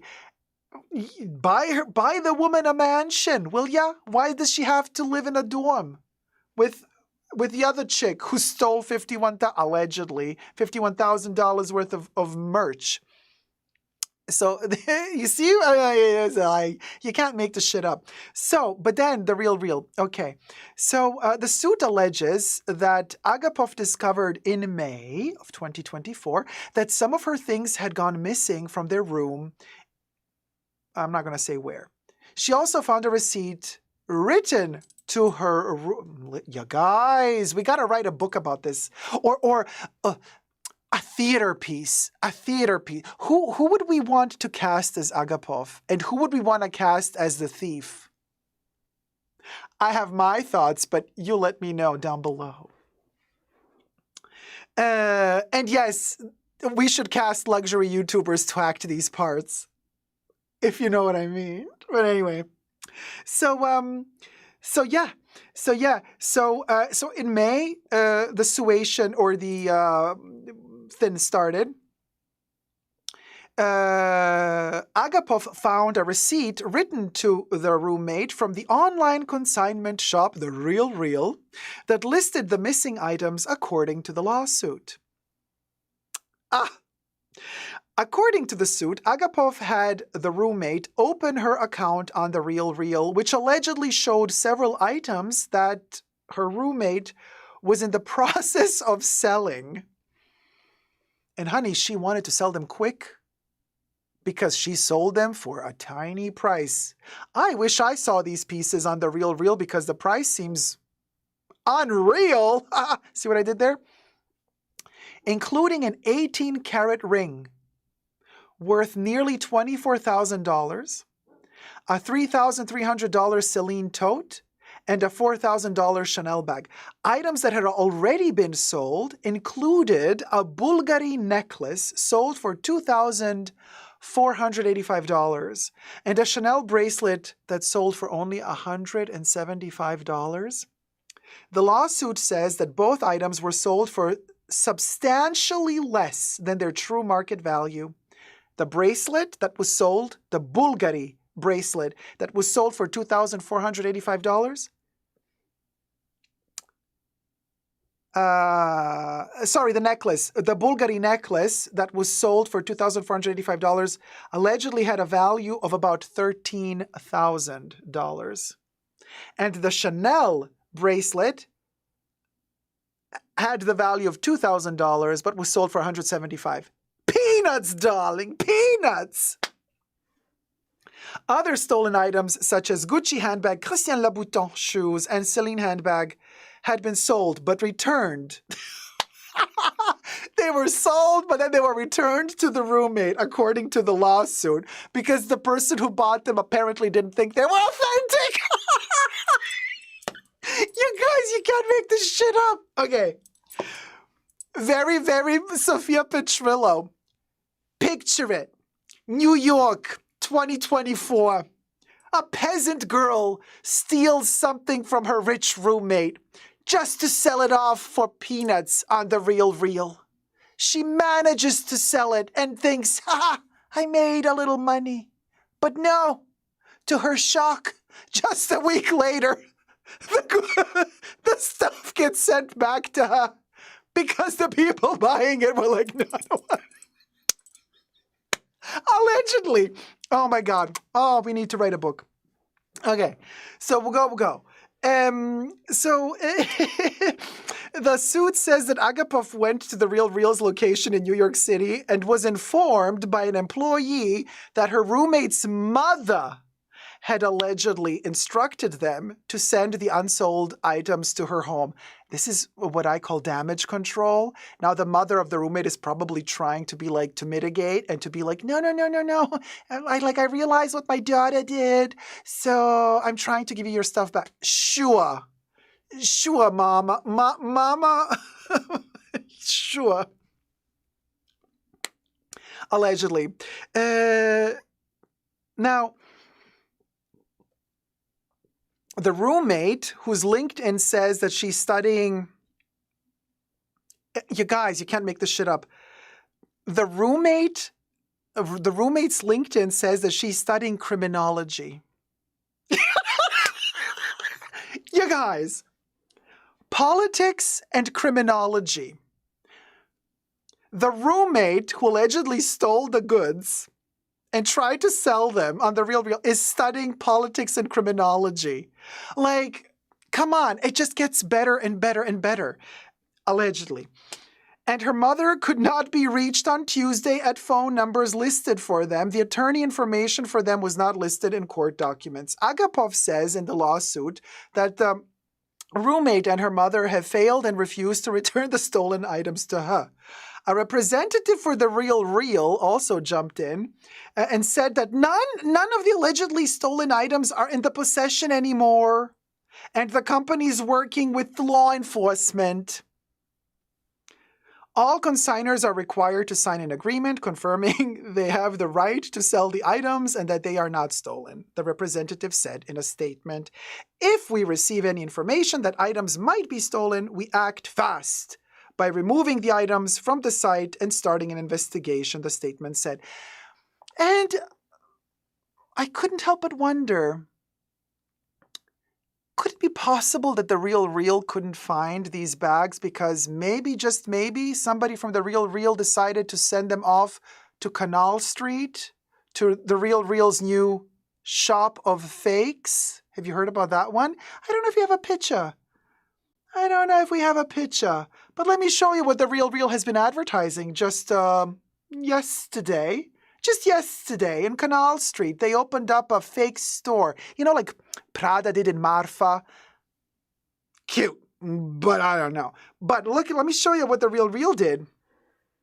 In Canal Street, they opened up a fake storefront where they're showcasing inside of the store fake counterfeit bags. Interesting. But if you look closely, you can't enter the store. There's the opening hours kind of on the door. It's locked. It's always locked. And the opening hours state Monday closed, Tuesday closed, Wednesday closed. You catch my drift. Wednesday, Thursday, Saturday, Sunday, Friday, Saturday, closed.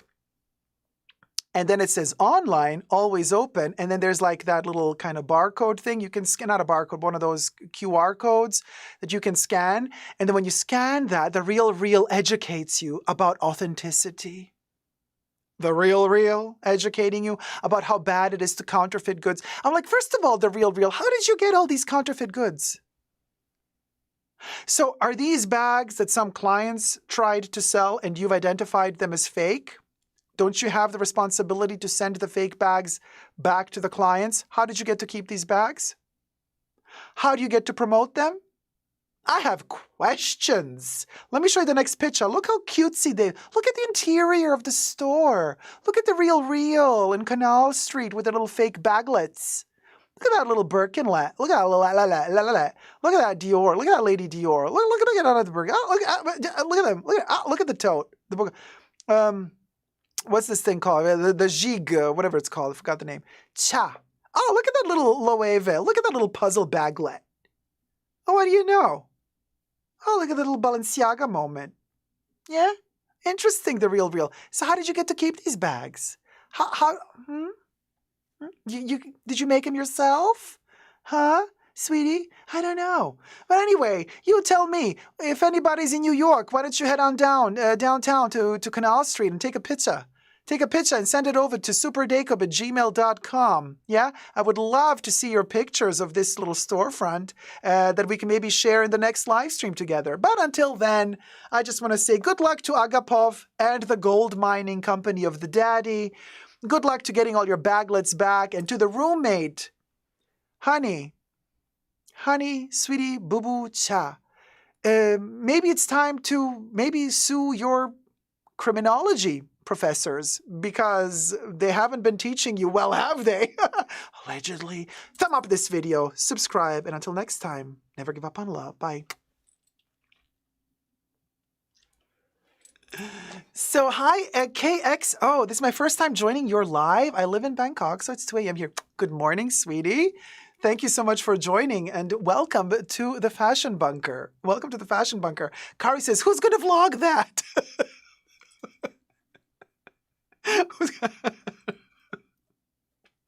I mean, who's going to vlog about this? Who's going to copy this video that I just made? Well, someone is going to do it in 10 days from now, probably. But don't you worry, sweetie. I'm going to have a thumbnail ready as well that you can also copy. Diva on a Budget says, favorite quotes? Did you make them yourself? Handsome, I adore you. Which favorite quotes?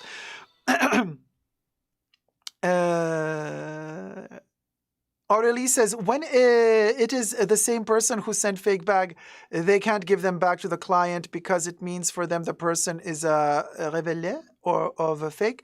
So it's normal if they kept a lot of... No, it's not. They don't own it. The Real does not own it. It's not their property. They cannot keep it. This is not like when you send your bag, your Chanel bag to Chanel for authentication. Chanel reserves the right to destroy that bag because it's their company. But something different when you're, the Real maybe has legal rights, I don't know, to destroy it, but not to keep it.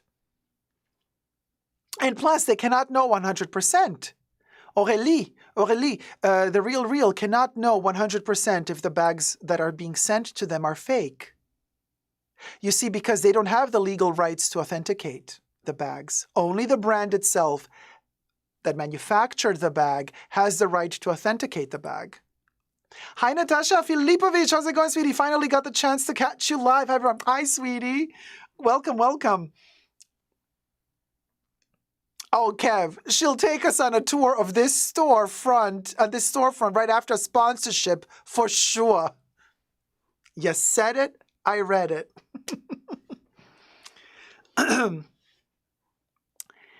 And this is what I'm telling you guys. This is why I always say I don't trust authenticators. Authenticators are not allowed to give you a 100% authentication. They can write on a piece of paper, it is my personal opinion that the bag looks like it could be authentic, but they're not allowed to tell you this bag is authentic. Only the brand itself that manufactured the bag can tell you that the bag is authentic or not. The Real does not have the right to say with 100% certainty that the bag that you sent them in is authentic Chanel or not, because the Real is not Chanel. They cannot tell you, we deem the bag fake, so we're going to keep the bag. It's illegal. They are not Chanel. They cannot say whether or not the bag is fake or not. You see what I'm saying here? There you go. Sorry, I'm professional scratch. I don't do this at home. Sweet Thing says, I read they have a 3 strikes rule and then they'll no longer accept items from you for sale. Okay, fine. But then still, they don't get to keep your stuff. Oh, Divana Budget says, that it was my favorite quote that you said from this real topic. Did you make them yourself hilarious? And, thank you, sweetie. Thank you so much. It's sad how many people don't realize that. Right, Lynn? There you go. There you go. There you go. Some people really blindly believe that a third-party authentication services are legit. Again, morals and laws, legally not binding. It cannot stand in any court of law. If some third-party Oompa Loompa authenticator tells you, well, I have 30 years of touching Chanel bags. That sounded dirty. And so it is my opinion that this bag is authentic. No, actually, this bag is authentic. And you're charging me $50 to tell me that you think it's authentic? Great. And then when we go to court, the judge is going to be like, who authenticated your bag? Your Chanel bag was authenticated by not by Chanel? Well, then, sorry, it doesn't count. A third-party authenticator is telling you that the bag is authentic. That means nothing. That means nothing. I don't trust authenticator services for this reason, and this reason, fundamentally. Period. The real. It says the real steel. Oh! Obsessed with this one. Hit it, Bubbles. We are obsessed with the real steel.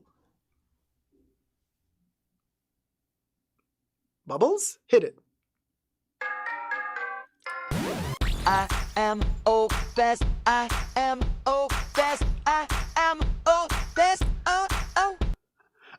And again, no climax. Bubbles, when are you going to give us that climax finally? Hi, Tina. I would rather trust myself than someone I don't know. Great point, Dacob. Period.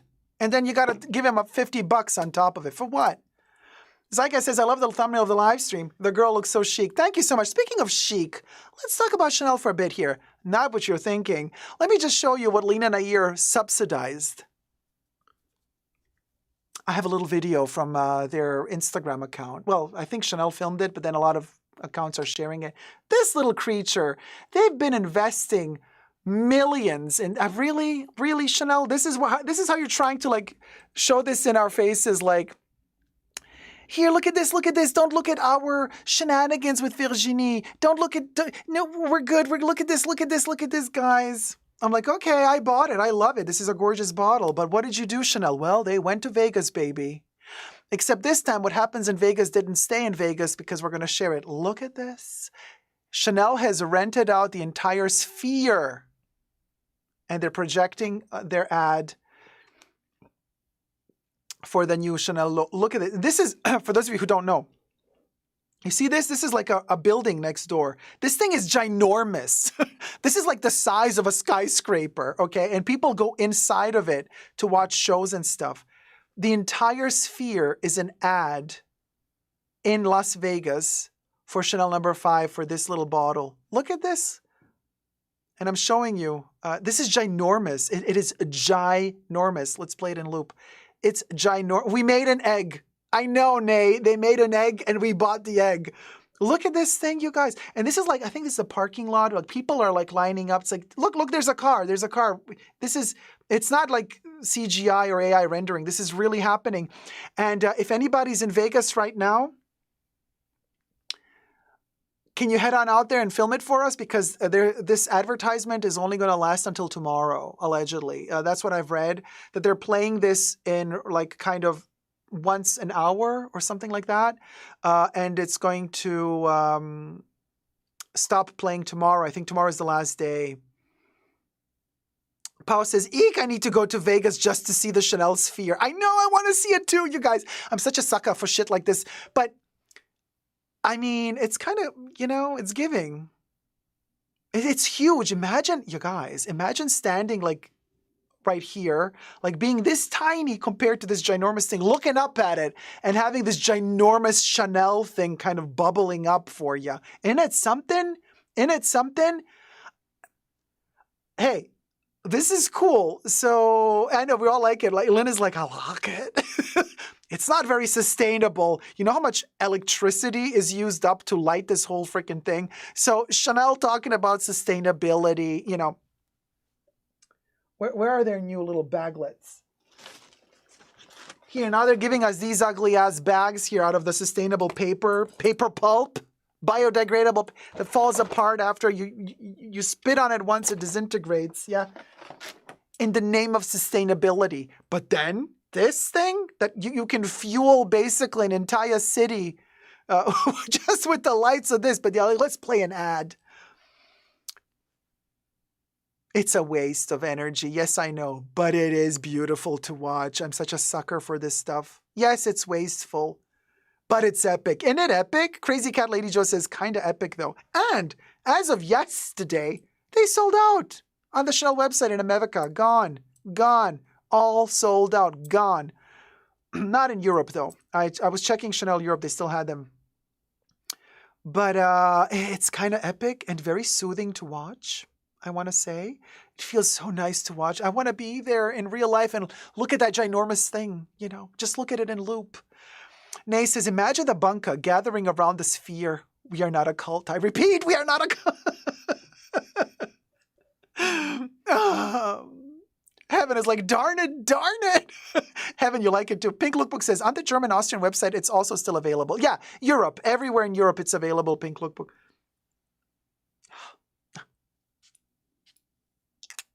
Let me have my moment. Yes, we criticize all these brands, but when they make something beautiful, they make something beautiful. All right.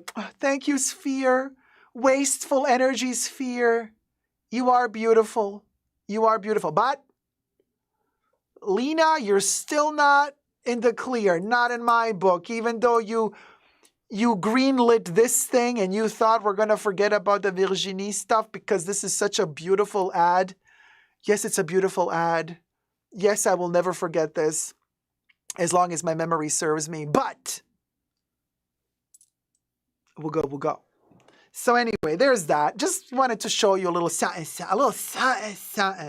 Let me just see. What did we do here? We did this. We did this. We did this. Sorry, I'm just like ticking it off so I know. Oh. I have another interesting tidbit of information for you, for all my sisters and brothers out there. Now, who knows AbFab? Tell me in the chats, who knows Absolutely Fabulous? It doesn't matter what age you are, what skin color you got, how skinny or not skinny you is, what fashion or non-fashion you like. You know Absolutely Fabulous, okay? At least you know of its existence. There you go. Yes. Look how many people. Everybody knows. Okay. Well, thumb up the live stream because I got news for you.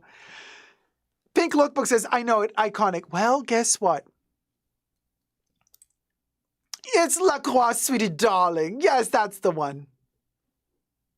Well, I've just received news that the girls, well, the ones that haven't kicked the bucket yet, they have all reunited. I know.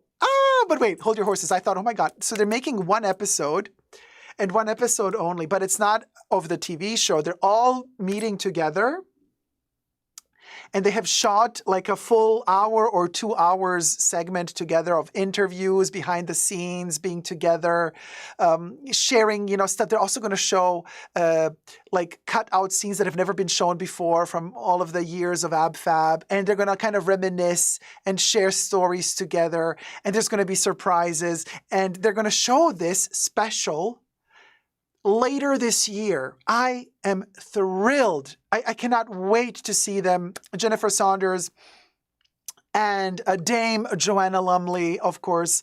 Is Patsy taking over Chanel? Oh, you know what? If anybody could do Chanel, it would be Patsy. Patsy Stone as the new artistic director. Now, that I would endorse. That I would endorse. But just think about it. Isn't that amazing?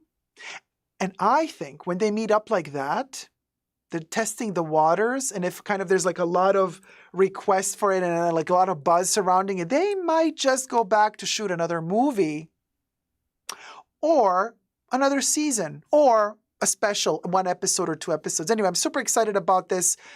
What a wonderful kind of tidbit of news during Pride Month, for them to drop this during Pride Month and tell us, hey, AbFab is coming back in a different capacity, but we're coming back. I thought that was awesome, and I really wanted to share it with you guys. So it's not all bad news in this dreary world we live in. There's also some good stuff happening, like AbFab. There you go. There you go. Cecilia says, yes, there was an interview with them about it recently here in the UK. Oh, Manti says, I discovered AbFab thanks to you. Isn't it amazing? And our Bubbles the Bot is also a tribute to Bubble. Edina Monsoons, she's PR. Her personal assistant is called Bubble in the show. So Bubbles is our Bubbles as well here in our show. See, we'll go. I have a feeling sometimes the Fashion Bunker is just kind of a parallel universe version of Absolutely Fabulous. A little bit more in the future maybe, but we'll go. Oh, it is, isn't it? Your OMG. You realize just now why we called Bubbles Bubbles? Well, there you go. Yeah. The movie's really fun, Manti. You should watch the movie. The movie's hilarious. Hi, Shikma. How's it going, my love? Hi, sweetie. So let's do another topic. I got another topic for you. And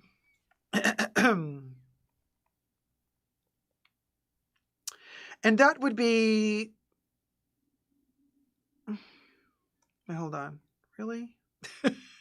Really? Is that our topic? Well, we'll go.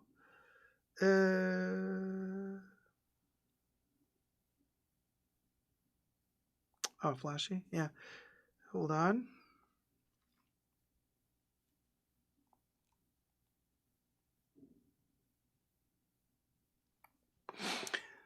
Chanel says MMM. Marco says Joanna Lumley is BFFs with Queen Camilla in real life. I'm Queen Camilla. Not a live stream passes without somebody mentioning Queen Camilla. Hit it, Bubbles.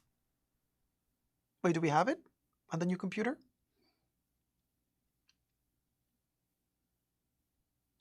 Camilla? Bubbles? Hello?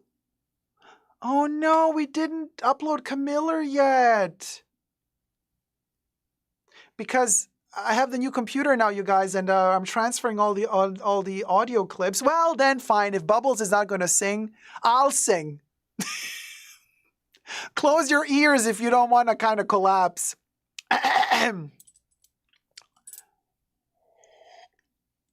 Are you ready, people? Let's sing together. All hail Regina Camilla.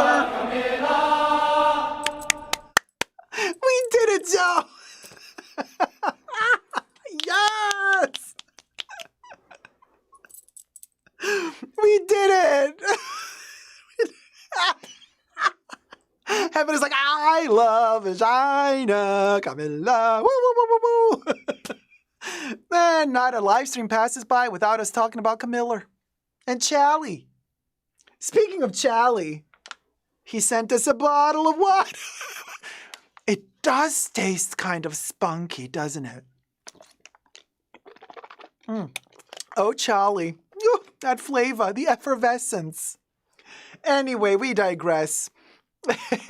Oh, Coffee's like, I knew I liked Bubbles. Yeah, well, see, look, Bubbles always answers. Like, no, you see, Bubbles is just, it's Bubbles. She's still that other woman. but I would have tea with her. Heaven. Anyway, let's show this other topic about the end of luxury, because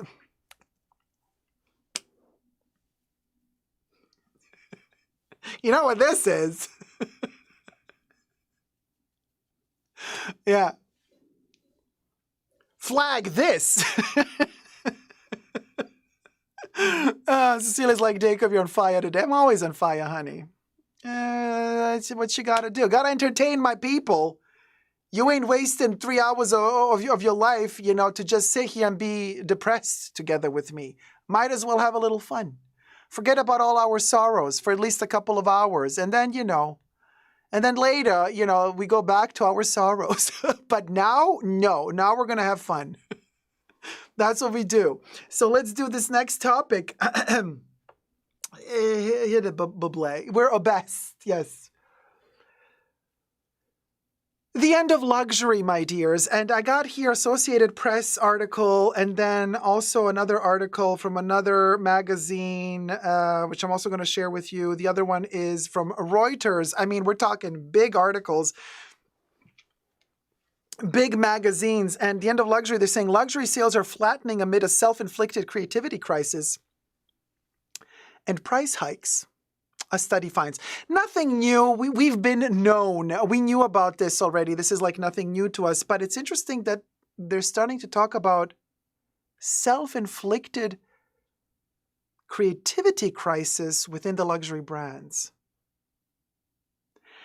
And this is why I want to talk about this. And then the second article, which is combined with the same topic, is China's rich ditch flashy luxury as global sales stall, says Bain analysis. First, let's talk about the self-inflicted creativity crisis. Now, thumb up the video. By the way, if you're enjoying it, subscribe, push the join button next to the subscription button, become a member today, gain access to extra perks. You can also join me on Patreon, Super Dacob, all spelled together there as well for extra perks. This video is being filmed live in front of a live virtual audience. I live stream several times a week. Come join the fun, come join the chats. Hello to my co-chatters. Everything I say in this video is for entertainment purposes only, not rooted in truths or facts. Everything's alleged and just my opinion. Hear me out. The article is reporting about what has been going on lately in the fashion world, luxury fashion world, and we've seen the numbers are plummeting, sales are going down, the publicly owned companies that have stock shareholders, they have to report to them on a quarterly basis at least. Privately owned companies don't have to do that, Chanel being a privately owned company, so they can, if they want, report once a year and only if they want. If they don't want to, they can pay a penalty and then keep their numbers secret. Publicly owned companies do it on a quarterly basis. The first quarter of this year was not so good for a lot of companies that are publicly owned. For some, it was good, but not for all. Most of them relatively bad. And the prognosis going on from here is just getting worse and worse and worse, allegedly. And then, by the time we end 2025 and we go into 2026, it might get really dramatic for a lot of them, to the point where some of them might even consider not just reducing prices, which we've seen happening already since quite a few months now. From Prada to Burberry, prices have overnight just been lowered. Not sale prices, mind you, just like they do price increases without telling you what the prior price was and now what the new price is. No, they also do price decreases.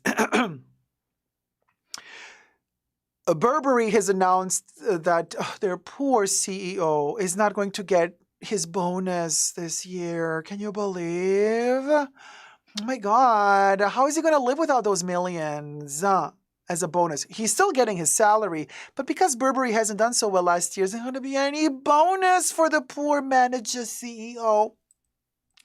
Yeah, how is he going to live? I don't know. Seriously. But so now this self-inflicted crisis of creativity,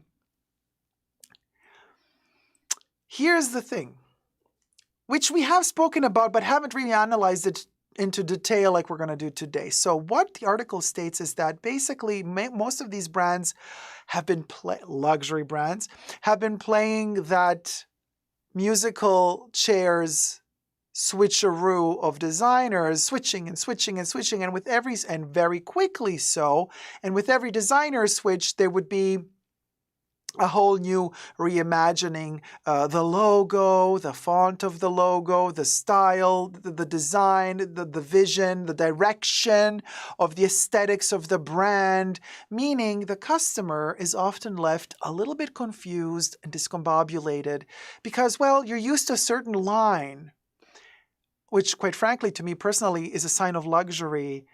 When I know that I have peace of mind, like whenever I go to that brand, I'm going to find certain pieces and a stability that I'm paying for. What does this mean?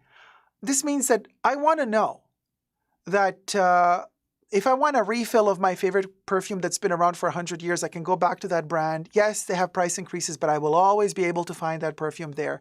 It gives me a sense of peace. Like I know whenever I go, they're going to have it, like for example, for Louis Vuitton, that was the Speedy, the Keepall for me. Now they discontinued most of the Speedies that I like, so no more stability. Thank you, Pharrell.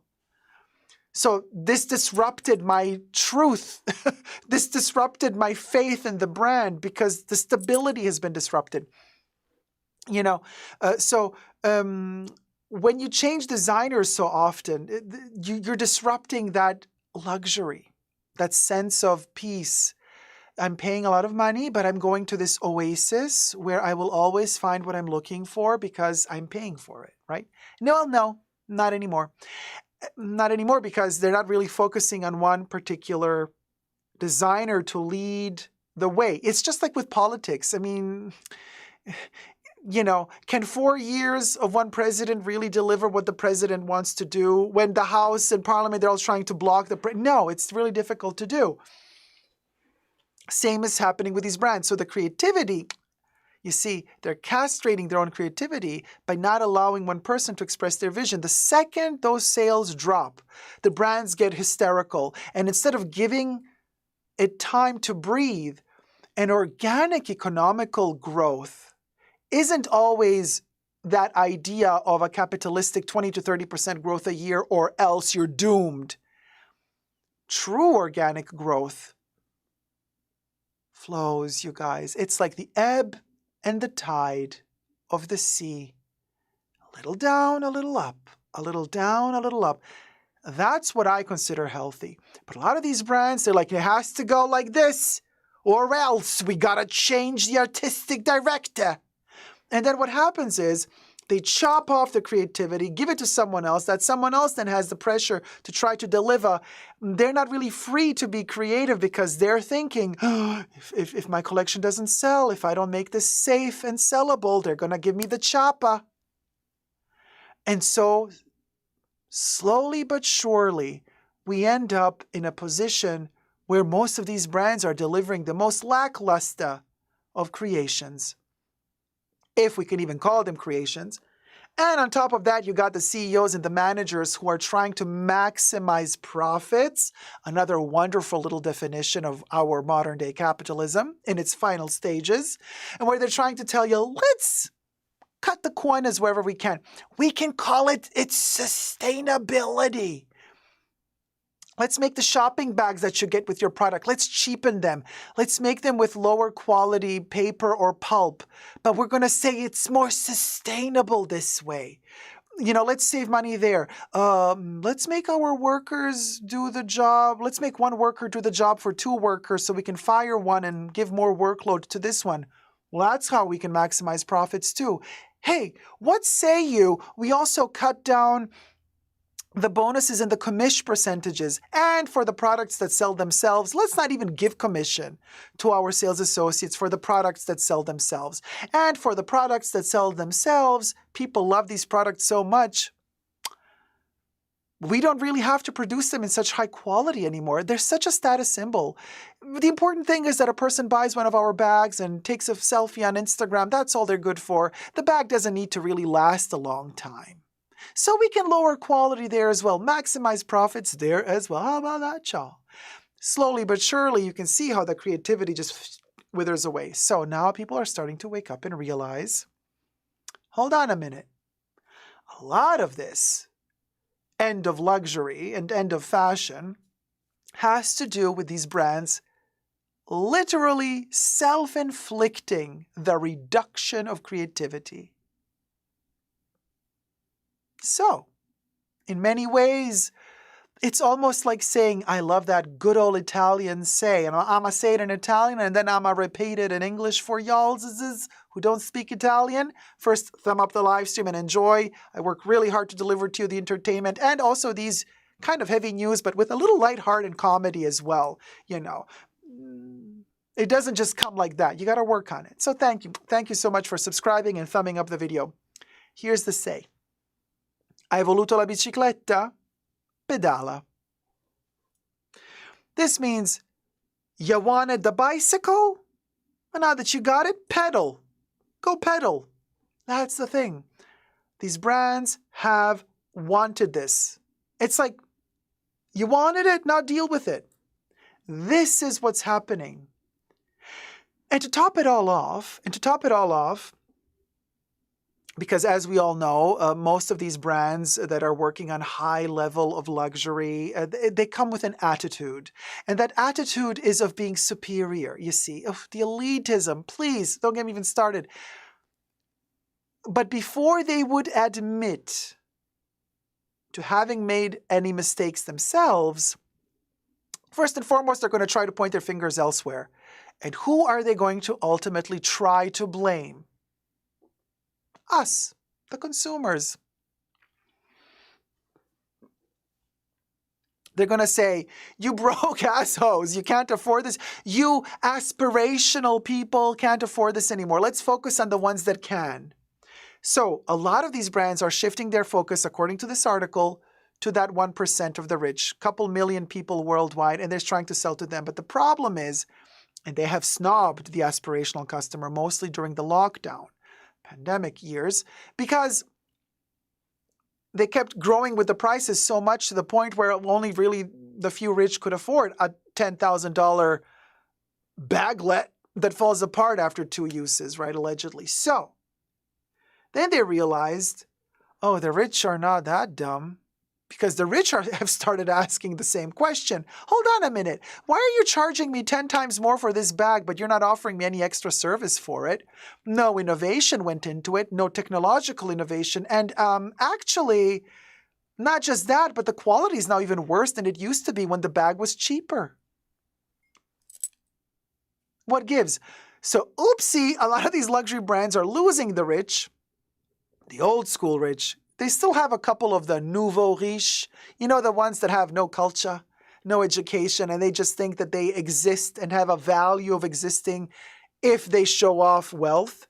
But even the nouveau riche are going to wake up one day, smell the coffee, and realize that they've been scammed, allegedly as well. So they're going to give up as well. So now the brands are like stuck in a rut because they're realizing, oh, we actually need the aspirational customer after all. And we need the young kids that are growing up now. Well, what do we do? I mean, the prices are really high. We can't just like chop half the price off. It's going to also ruin our reputation, right? Or our reputation.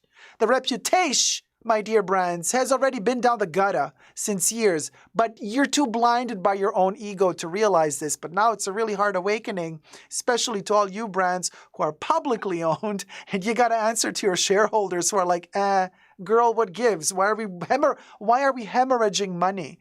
You know, the stock market is going to crash, right? So now they're trying to rethink their strategy. Now they're trying to scrape up ideas to say, okay, fine, let's start manufacturing something more for the aspirational customer, more entry tier level pricing. But it has to be safe. It has to be safe. What creative person is going to want to play it so safe? I mean, then you don't need to hire an artistic director. You don't need to. An artistic director is not responsible for your managers being scared that they're not going to be able to earn their $1 million bonus at the end of the year. That's not my problem as an artistic director. You're the CEO. You're the manager who's milking this company for whatever it's worth to get your bonus. And I have to work only for you so that you get your bonus. But we're going to shit on the creativity and also on the needs and the wants and the desires of the customers, because Another thing that a lot of these CEOs have forgotten throughout the years is that actually it's the money of the customers that fuels their yachts, their mansions, their multi-million-dollar lifestyle. They shat on the aspirational customer. They thought the rich people are going to save the company. The rich people, my dear managers and CEOs, for the most part, are just like you. Stingy mofos that would ever really touch their own capital.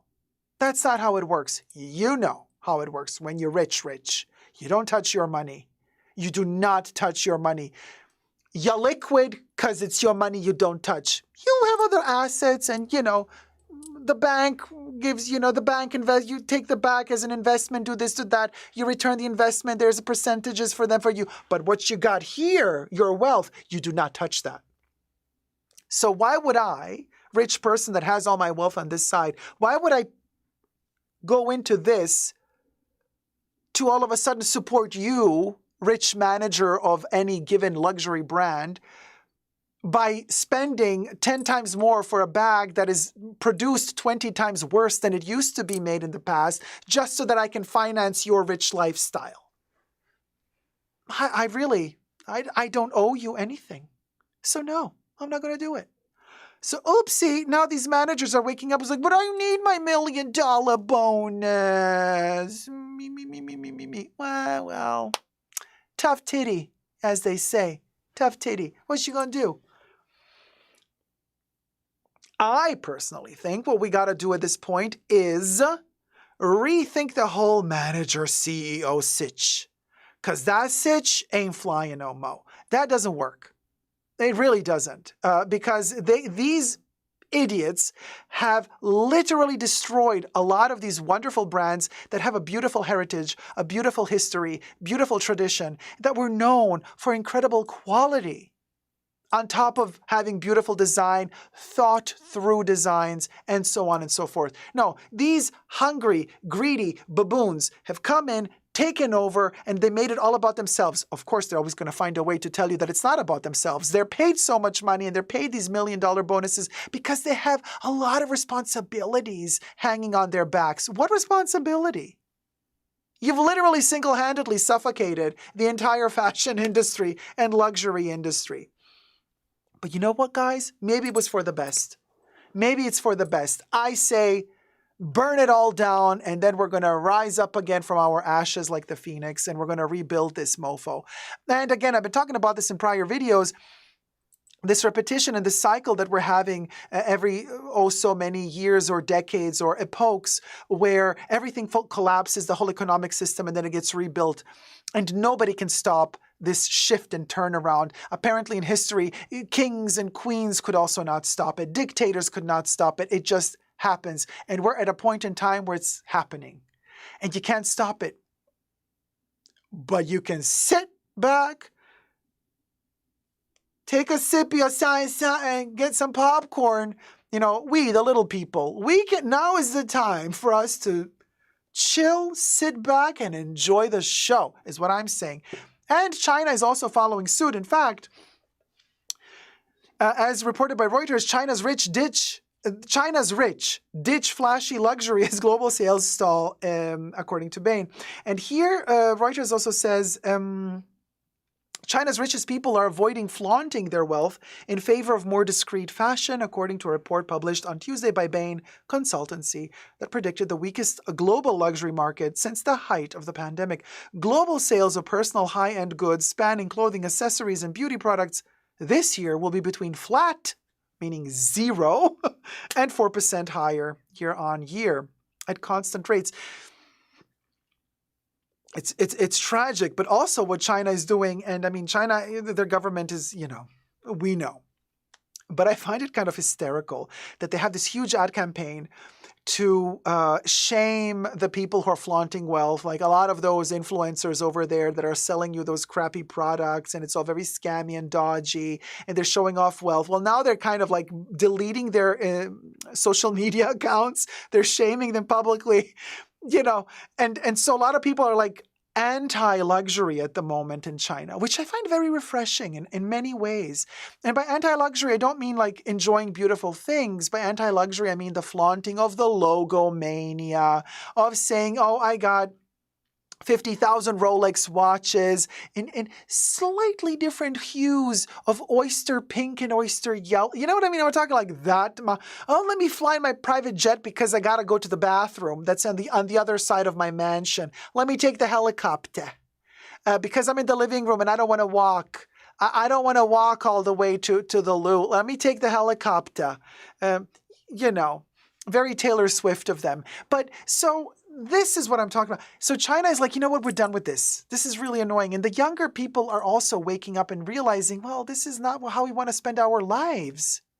We don't want to become, you know, dig ourselves into more and more debt and just like, for what? To be prisoners of these objects that we surround ourselves with logos, and we're paying a ton of money to wear objects that are promoting these brands. So wait, so I'm paying the brand to promote the brand by wearing the brand? Shouldn't the brand be paying me? Oh no, wait, the brand chose to pay those 3 influencers that are billionaires. They are paid. But we, the consumer, we're the sucker who's not paid. We are the sucker who actually pays these brands to wear their logo. I see. Well, that makes perfect sense. Now, I'm not saying, you know, everybody's been a victim sooner or later of the logo mania. Me, myself, and I as well. Certain logos just do look beautiful, don't they? But there's a limit to everything. You know, there's a moment where we can enjoy the brand and its heritage, and the logo is part of an evolution of the brand. Beautiful, sure. Hey, I'm all for it. But then there's that ostentatious side to owning a gazillion pieces from a brand or from many different brands with a lot of different logos on them, just so that I can show off to other people in the society where I'm living in and the culture I'm living in to say, I got the money, I got the money. Is that why you're buying stuff? To show off that you got the money? Well, this is the vulgar aspect of luxury that now kind of China is kind of, you know, trying to eliminate, which I find hilarious. Because at the end of the day, really, it's not just China wanting to do that. Coco Chanel herself always used to say it, and I'll never stress enough to repeat it, you guys. She used to say, and I paraphrase, luxury is not the opposite of poverty. Luxury is the opposite of vulgarity. Oh, Coco. Always sage. Always sage. That lady, clever. Clever. Clever little chicklet. So there you go, guys. Let me know your thoughts and prayers down below. And goodbye to luxury. Goodbye. Bye, bye, bye, bye. Ciao, ciao, ciao, ciao, ciao. Love you loads, luxury. It was nice knowing ya. See ya. Don't want to be ya. But I might see you again when you resurface out of your own ashes as a reborn phoenix in better times. Better sitch. A better sitch. And more commish. If you know, you know. Let me know your thoughts and prayers down below. Thumb up this video, subscribe, and until next time, never give up on love. Bye. So there you go, guys. Smart cookie that Coco was, right? The wisdom of Coco as shared by Dacob Priceless. Here, RF Buffy. Thank you, guys. Very kind. There you go. We'll go.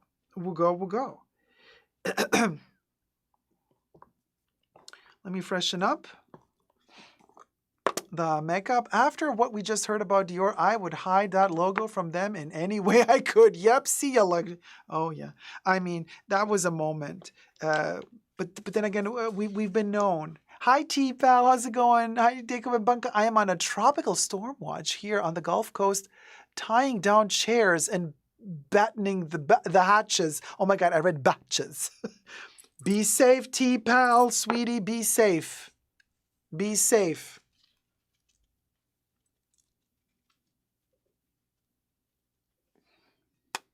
Be safe, because that sounds crazy. I mean, exciting? You know what I mean? Because I like a little bit of danger like that, but also, I like the danger if I know I'm safe. You know what I'm saying? So be safe. And, hi, XOXO Love Star. What did you miss? Oh, a couple of topics, a little bit of shade here and there, you know. But the Virginie Viard moment is coming up.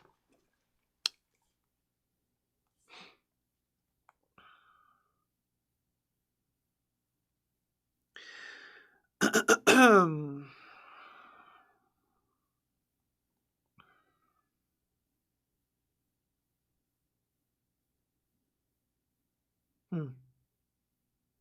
Mm-hmm, mm-hmm, mm-hmm.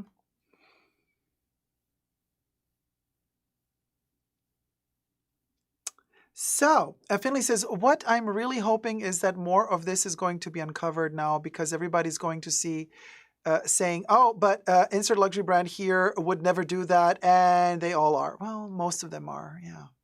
Yeah. Nina B, is this live stream earlier than usual or have you changed the time, Dacob? This live stream is actually the time that the live streams usually are. It's just that I can rarely actually deliver them in this time slot. But this is my ideal time slot, but I very rarely manage to deliver them in this time slot. So bear with me. Chiclet, oh yeah, she most definitely, right, Lars? Yeah, she a clever chiclet. I love our Coco. You know.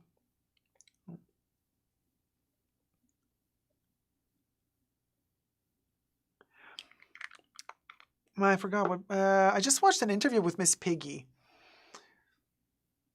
and she said in the interview, Miss Piggy, because she's turning 50 years old, and Miss Piggy doesn't want to accept that she's 50. She says, "I'm 25. I'm 25." And then Miss Piggy also says that before she leaves the house, she always adds more accessories. And then she says, unlike what Coco said to always take off accessories. And then Miss Piggy in the interview says, oh, that Coco is cuckoo. You gotta love Miss Piggy. So there you go. Hi, Pumpkin Ziggy. Didn't get a notification today, just me. Sometimes YouTube is freaky that way. Anna Marie says, I never get notifications. That's why you should follow me on Super Dacob Backup, all spelled together. Because on Super Dacob Backup, my Instagram account, I call it Super Dacob Backup because my main account got deleted. So my main account is my Super Dacob Backup, all spelled together. In the Insta stories, I always post an Insta story to announce the beginning of the live stream. That's the best way you can always know when the live streams begin. Follow me on Instagram, and then the Insta story will tell you when we'll go. Nina B says, I was busy when it started. I got the notification. Just want to say, it is so great to see you and hear all you say. But I was only listening, and it's awesome too. Great content. Thank you so much, Nina. Very kind of you. Thank you, sweetie. Coffee says, a woman with perspective, Miss Piggy. Yes. She's directional. Finley says, Dacob, I know you remember from Up at Steak Manhattan, that few moments of Joan Rivers and Miss Piggy putting makeup all over each other. Man, I mean, how can you not remember? Those were the days. Those were the days. Closet Hunter says, I got my water ready so I can spit it out when I hear this Virginie Viard tea. Okay, before we get to the Virginie Viard tea, I just wanted to say one thing, and that is I'm still really shocked at some of the comments that I've received underneath the videos that I shared about the Virginie Viard and Chanel. Some people are just so mean, and they're just like, I don't care. I don't care about the morals. I just hated her at Chanel. Terrible. No. People are like so egotistical. And they lack the intelligence to see the bigger picture here. They're all about themselves and about what they want to buy and what they want to wear. And they're thinking about this in such an egotistical way. It's as if all of this world it's just in function of them. Really disgusting. I mean, kind of sad also, you know. KXO says, hi, Dacob. Are you aware that some sales associates do they little secret authentication from serial number on chip? Yes, I am aware. The chip is for Louis Vuitton. There's no chip at Chanel, though. So there you go. There you go. Oh, good. I don't miss it. I've been trying to soothe the crying baby all afternoon. Her timing is on point. Ah, Marina. I hope you get to chill a little. Nina says, I can't stand the mean comments. People won't ever repeat what they say. Too shallow, disgusting. Vultures. Yes, that's how I call them too. And the clones. Oh, yeah. Hi, Katie. Katie and I were talking about Marc Jacobs with his nails yesterday. And I was the long nails. We're like, oh, honey, okay. So he's probably not going to take over Chanel, given he's like in his bubble. But I was watching his videos, Marc's videos, and the nails, and I kind of got hypnotized. Am I the only one? I got hypnotized by his ASMR nails. Bless him. He's in his own bubble. Seriously. I don't think he's, and I just listened to him cling, clang, cling, cling, cling, cling with the nails. And I'm like, oh, this sounds really relaxing. And I actually listened to one in a loop at least like 10 times. I was like, oh my God, Dacob, stop. What are you doing? So, and then, he is so I mean, he's living. Wait, where's the? I took a screenshot. He is so happy. So he's like taking a bottle out of the fridge and clinging on it. And I mean, I took a screenshot of his face. Look how happy he is. This is from his Instagram. Well, hold on. Let me.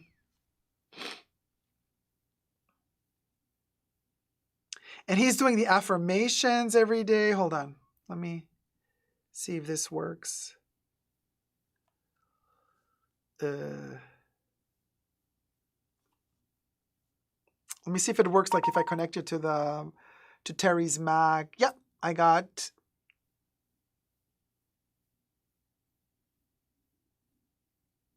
Let me see if this worked, you guys. So these pictures are from are screenshots of videos that Marc Jacobs shot on his Marc Jacobs Instagram account. So it does fall under fair use because obviously we can show them. But I just found them so cute because Marc is like completely in the zone with his long nails now. Yeah, Zach, you heard the airdrop. Yeah, cool, isn't it?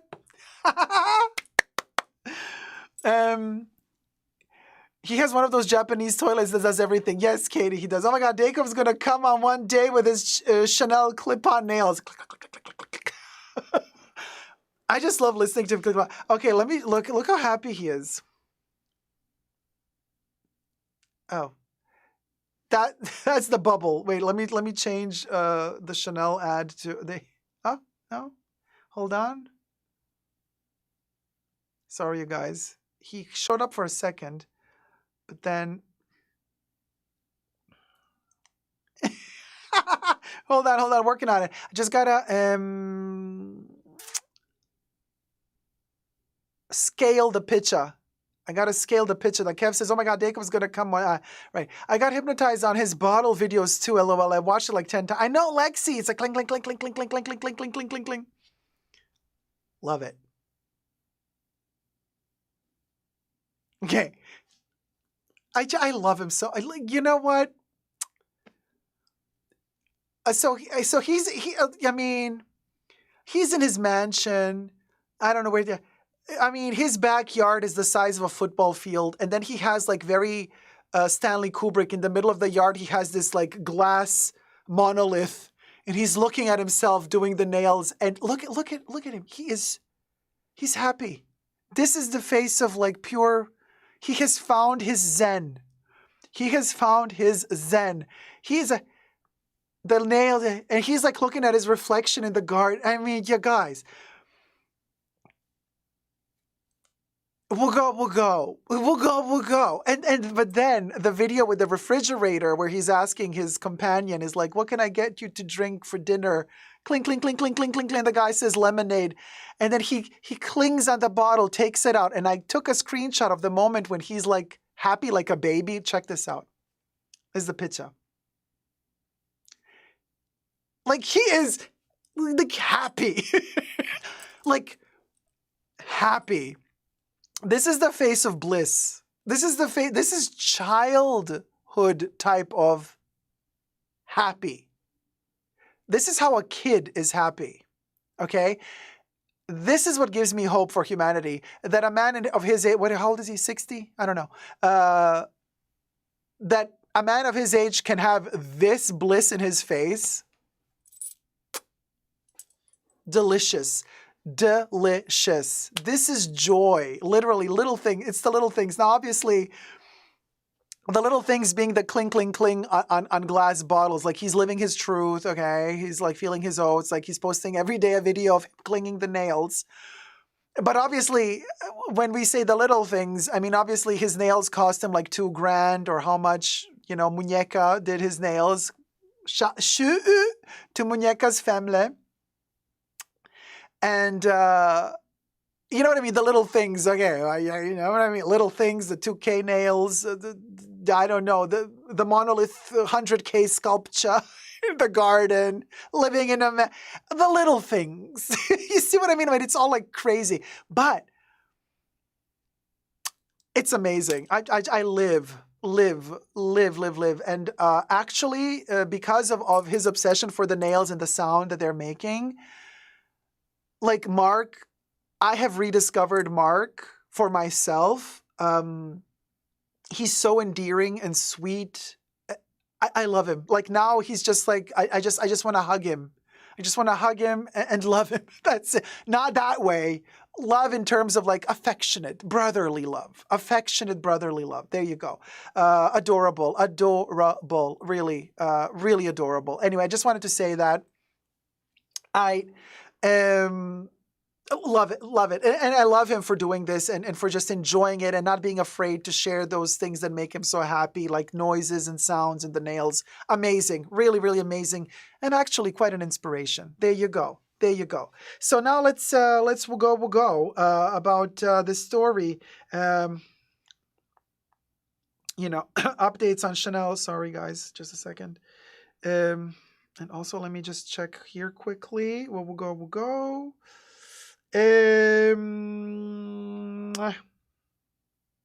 Just checking for an update.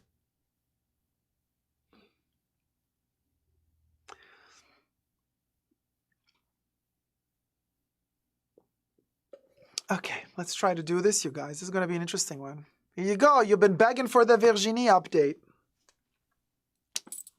Thumb up the video.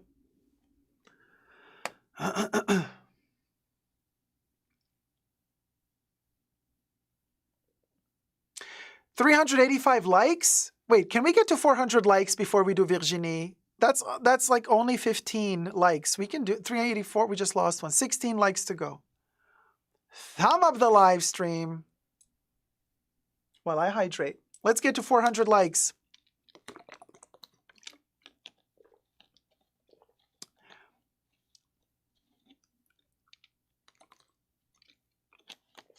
$395. We need 5 more.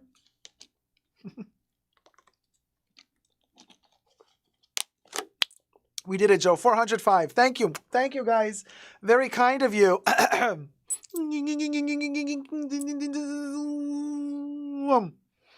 We are in the zone. Hit it, Bubbles.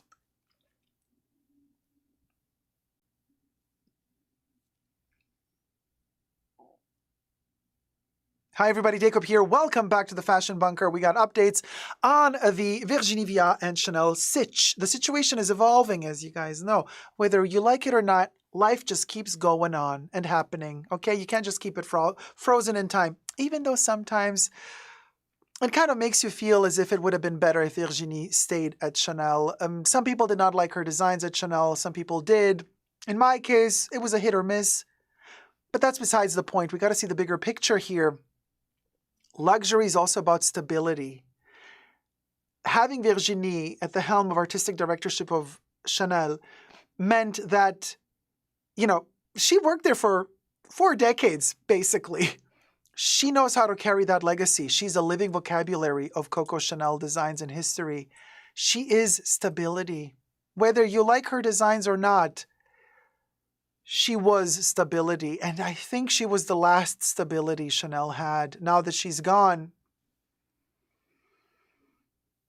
may the odds be ever in your favor, Lina Nair, and whatever is left of Chanel. Let's get to it, because I got an update. Subscribe to my channel if you haven't already. Push the join button next to the subscription button. Become a member today, get access to extra perks. You can also join me on Patreon, Super Dacob, all spelled together there as well for extra perks. This video is being filmed live in front of a live virtual audience. I live stream several times a week. Come join the fun, come join the chats. Everything I say in this video is for entertainment purposes only, not rooted in truths or facts. Everything's alleged and just my opinion. And for those of you who do not like to hear allegedly many times, tune out. But for the rest of you, let's learn something together. Stick around. You might just get lucky. Yeah. So, thumb up the video. I have received more intel from my wonderful source. You know who you are. But of course, all of this information is alleged. It's kind of like you could say hearsay. So, for the collection that's about to hit, and I have a couple of wonderful, wonderful supporters of the Fashion Bunker who are also lucky and fortunate enough to be haute couture clients of Chanel, yeah. And they're also telling me that, they're going to keep an eye out on the 25th of June. It's just in a couple of days, really, coming up, haute couture Chanel collection on the 25th of June.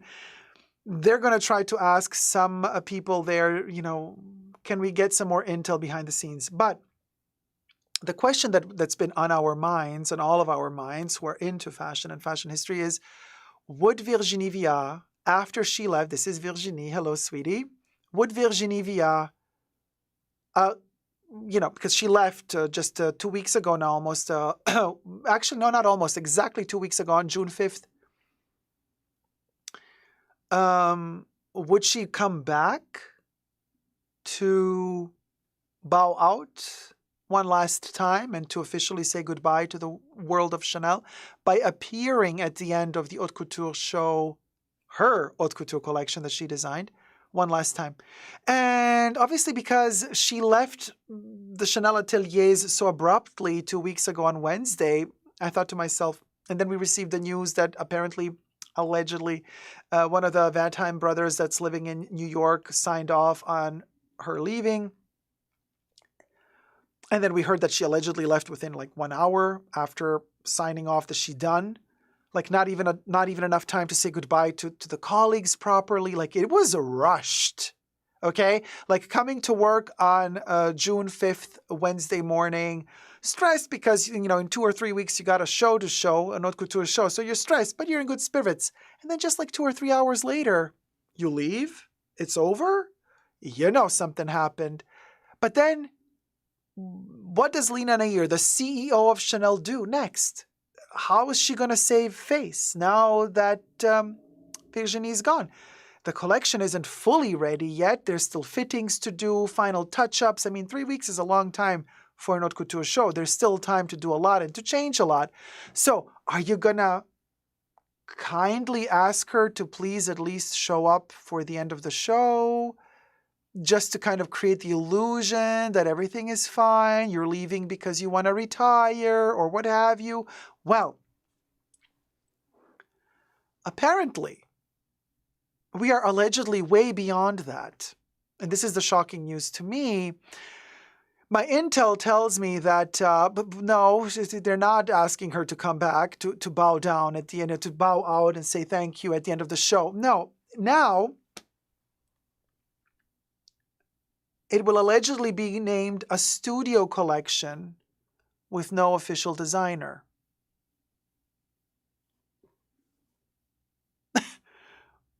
And I'm like, wait, hold on a minute. Are you telling me that now they're not even going to credit Virginie Viard for the upcoming haute couture collection? Is this what's going to happen?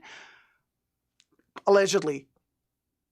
Allegedly. I'm going to say it 1,000 times just for all of you who don't like me saying it. And of course, because I have to. This is insane. If this really happens, then I'm really done with Chanel as long as Lena is there, because that would be so rude. That would be very, very rude. If you're not even going to credit Virginie Viard for the last collection in any official capacity, then I have no words. Thumb up this video, though, because I've been working really hard to deliver these news for you guys. So please help the channel out. Thank you. It costs you nothing to thumb up the video. Even better, subscribe. But really, this would be the last straw. If not only they don't invite Virginie to come and say goodbye, but if on top of that they say, oh, this was a studio collection. Girl. Cha. So, my intel also says that everybody's walking on glass. All of the people working in the atelier are so disrupted by all of this. They when you're working in a very toxic corporate environment, and then you just You can barely breathe because you think, oh my God, if I turn around too quickly, I'm going to offend somebody over there. They're like, so I've been told that everybody's allegedly walking on glass. There is a serious, and I quote, shit, I've been told, there is serious shit going down in fashion, and Chanel isn't the only one getting ready to crack, allegedly. Now, of course, we've heard the story about Dior, but that isn't really the big crack. The LVMH with Dior situation is something we've been known from many brands since years now, but whole houses are allegedly on the brink of just falling to the ground. No one knows who the next designer will be at Chanel because, drum roll, apparently nobody wants the position. And I'm like, oh my God, this makes sense. Because, I mean,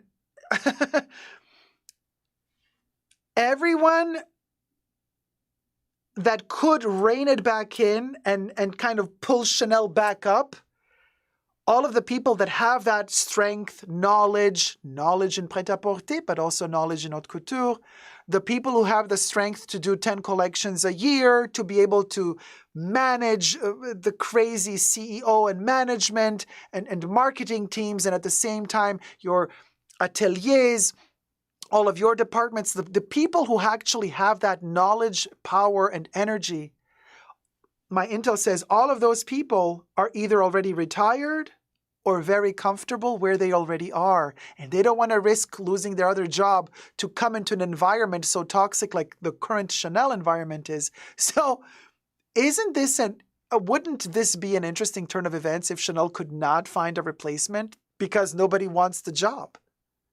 The stakes are too high. And if you're that good at your job, you already have a position, a very safe position in a place where you're cozy and comfy. You don't want to disrupt that and go to work for, Lena the Baconada. Makes sense. Shocking, but kind of also like, yeah, when I read it, I was like, oh, well, you know what? Kind of makes sense, right? Kind of makes sense. This whole thing with Dior using the hot house workers, this is kind of internal lingo. And Chanel, got caught doing the same thing last year, allegedly, when we reported about it with them kind of paying we were talking about this. You can go check out my video from over a year ago, really, where workers were giving interviews. They were working for a subsidiary, a company that was hired by Chanel to manufacture certain bags and leather, allegedly. And the conditions for the workers were terrible. They said that even in winter, they had to work without the heating being high enough, so their hands would start to freeze while they were working on the leather, and a lot of really nasty things. And that interview went quite viral in the press in France. So there you go. Very, very interesting. And, this is very interesting. So the word on the street is that most designers can see the writing on the wall for Chanel. Allegedly, quality has slipped too much. It's more toxic to work there than it has ever been, my intel reports, allegedly. And it's already been toxic before, apparently, and now it's even more toxic. So, my intel says the speculation right now is that Chanel will, by next year, either collapse or sell or go public. And if it does that, it's not going to be Chanel anymore. And my intel also says, keep an eye out for Dior. Their fall-winter production is going to be very interesting. Because allegedly, bags are not the only things being made in hot houses. Allegedly. There seems to be an insider that is letting authorities know who is using the hot houses, as they should. So the fall-winter release dates are going to be a little squiffy as sweatshops get closed or moved. So if the sweatshops can't deliver on time, the delivery dates for the collections are going to slant. And if you see your sales associates 6 or 7 months from now sending you text messages saying, oh, so sorry, we got a little delay in the delivery of the collection, you're going to know why the delay happened. Allegedly. And I also want to share with you very, very, very, very interesting comments that my wonderful viewers, thank you guys so much. You have contributed so much to this conversation on my channel and with this ongoing story and the end of luxury and the fall of luxury. And your comments are wonderful under every one of my videos. So I've taken 2 comments here from underneath one of my videos as of late. So here's one. Somebody says, Dacob, I've been listening to all of what you are saying about Virginie. My husband worked at Unilever, where Lina Nair was head of HR. Listen to what my viewer has to say. My husband worked at Unilever for about 10 years on the food service side. And everything that is going on makes me shiver. Because this is so similar to what my husband experienced.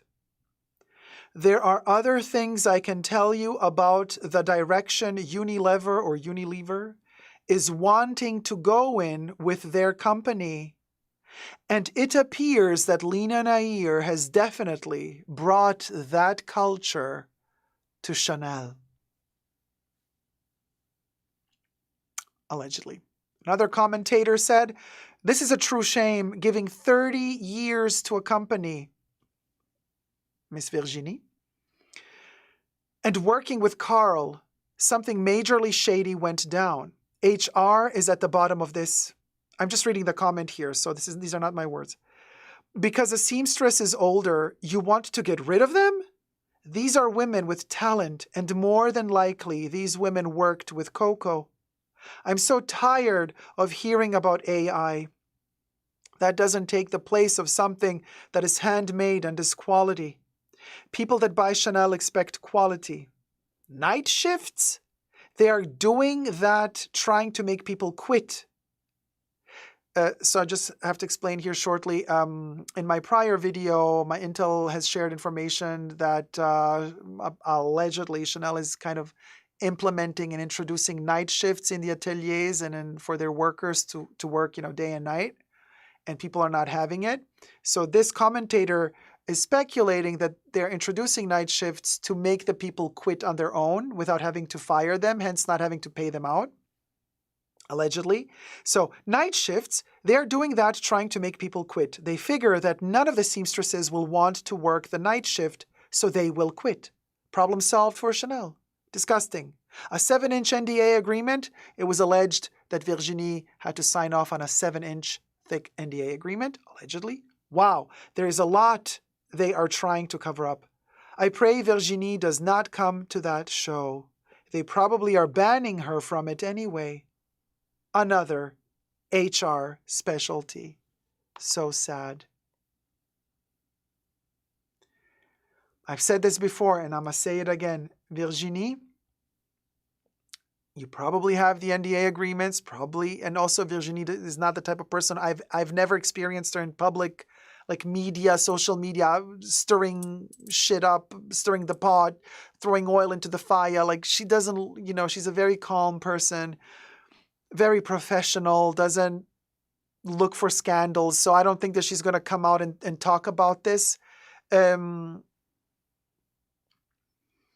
But Virginie, find a way to talk to us about this, to come out with this. I mean, if you're not allowed to talk, I said this before and I'm going to say it again, silence can also mean a lot. absence can speak louder than words. And I'm saying this because, I mean, if you don't show up at the haute couture show, that will be a statement. That will be a very clear statement for all of us.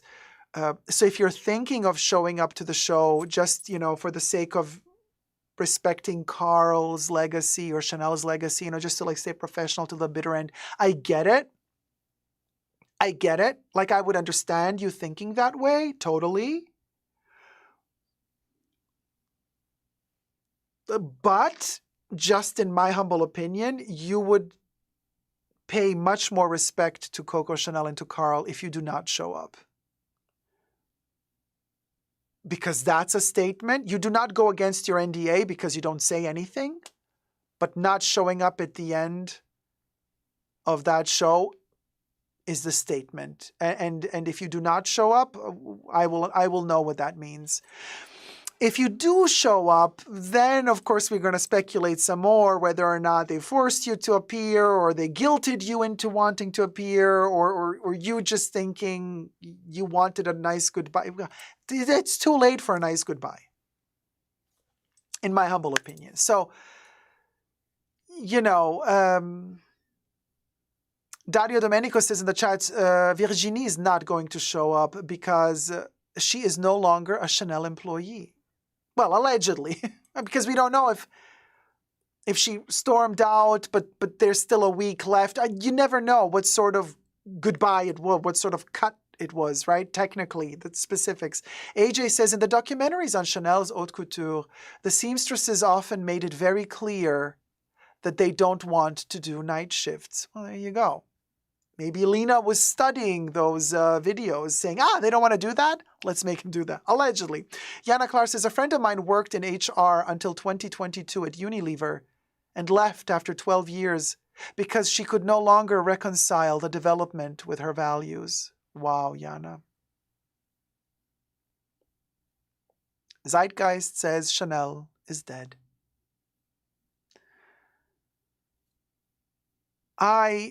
You guys, let me know. I mean, if you have any intel, if you want to share anything with me secretly, you don't want to leave it public in the comments underneath because maybe you're working for them or something like that, write me on superdacob@gmail.com. That is superdacob@gmail.com. And that's my email address. And you can write me, whatever intel you have, and then, we can start a conversation there as well. And as far as AI goes, because there's been a lot of conversation about a lot of the ladies in the atelier, and also Virginie being angry about, allegedly, Chanel wanting to implement more AI. Let me tell you what I did. A little whimsical, but also tragic way of ending this video. I have been thinking about which designer could take over Chanel and would have the least amount to lose. Meaning, not a designer that's working in a very prestigious house and has a safe position. They would have to quit their job with that prestigious luxury house to go to work for Chanel. That would be having something to risk. I've been thinking, which designer doesn't have anything to lose at the moment?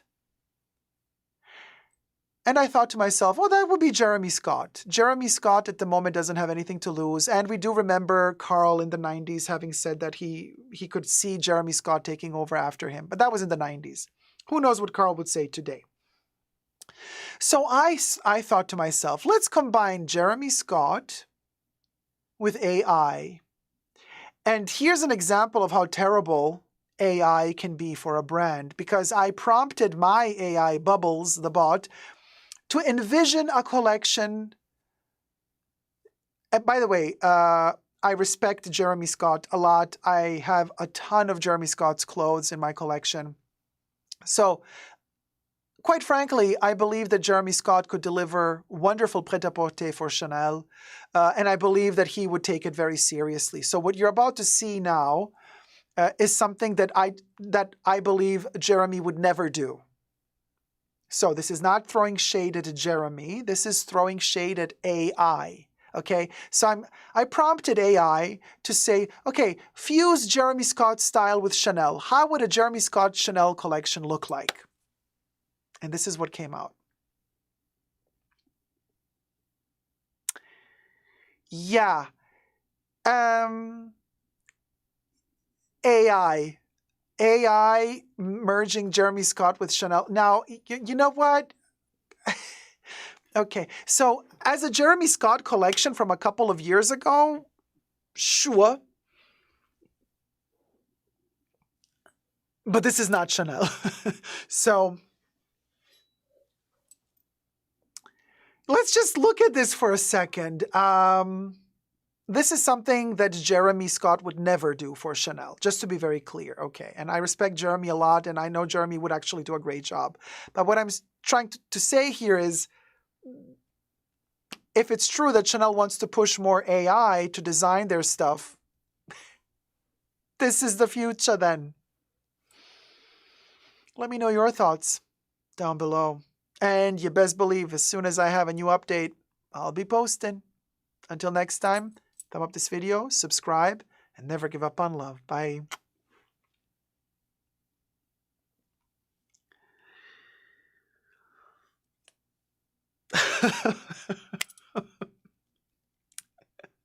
I mean, shook, right?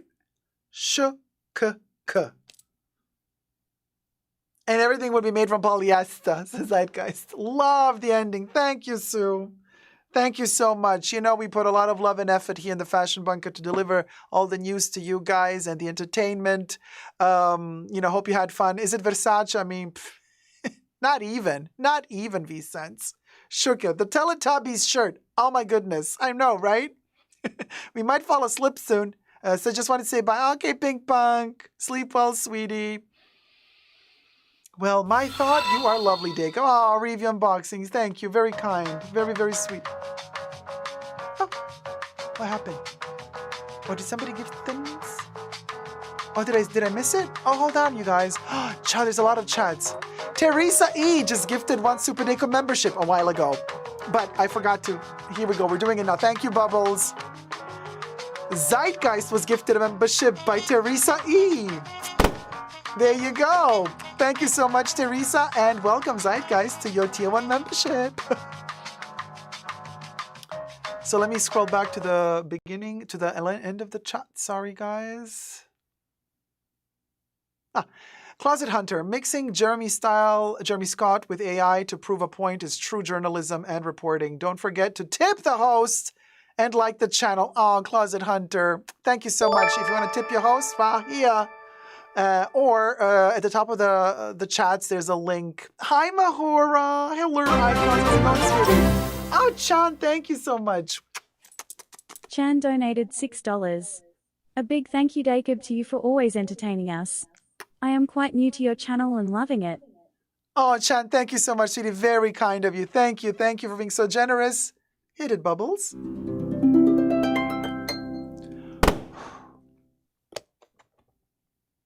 Nana says, oh my God, I missed the beginning. In the beginning, I'll watch the rerun. What happened? Oh, honey, a lot happened. A lot happened. Yes, Mahora. A lot of people watching. Let's get to 500 likes. Come on, you guys. Let's pop this cherry. Let's get to let's pop this vampire cherry. Can we get to 500 likes, you guys? Hey, Terry. Teresa McGuire says, I passed out on my way to my doctor appointment. I'm here at appointment, so if I miss end of stream, I'll see everyone Saturday. Thank you, Terry, so much, and have a wonderful, safe time with only good news and only good vibes at the doctor, okay? Sending you love, Terry. Positive vibes. Positive vibes. Birkin, Mr. Beast, Bitcoin. Yes, Anna Marie. Birkin, Hermes, Mr. Beast, Bitcoin. You know, Anna Marie. You know, Anna You know, Anna Marie. You can pop my cherry anytime, says Mandy. Oh. What does Mae West always used to say? When I'm good, I'm bad. But when I'm bad, I'm better. So there you go. Bruno. Hi, Bruno Biaksik. Why is nobody mentioning Victor and Rolf as new designers at Chanel? I think they could be a good match, and they already expressed this idea.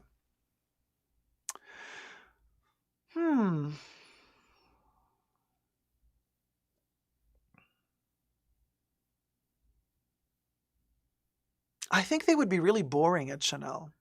For some reason, I think Chanel with them would be dusty. I don't know. Maybe I'm wrong, but I feel they would be a little bit heavy for Chanel. I think Chanel needs a little bit of lightness at the moment. But, oh, Sabiha Sanam, that's a good one. Kim Kardashian, new designer for Chanel. You know what, sweetie? It wouldn't surprise me one bit. If they said, oh, Kim Kardashian is the new artistic director of Chanel, I would be like, yeah. Clap if you care. Like, we'll go. All right, let's move on. Perfect. We'll go, you know what I mean? Velour de Soie says, Victor and Rolf use a lot of Chanel techniques in their collections.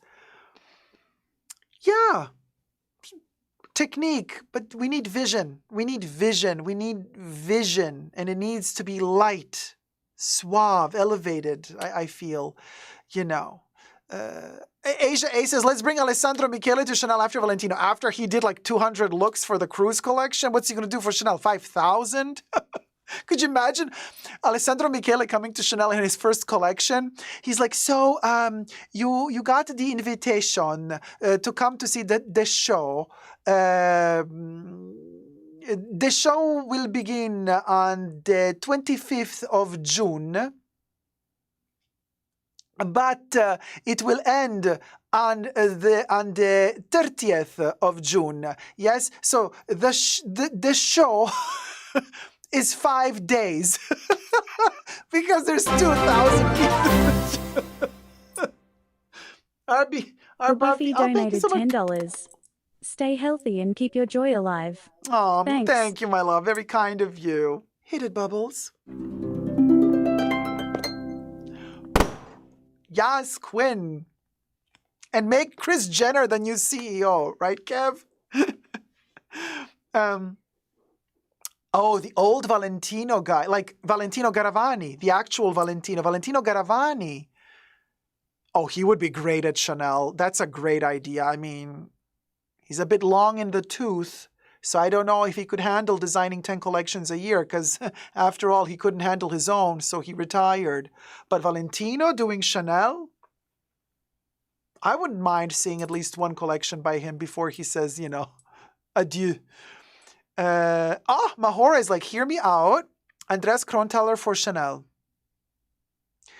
Andreas doesn't handle pressure very well. He would not be able to handle the pressure of 10 collections a year.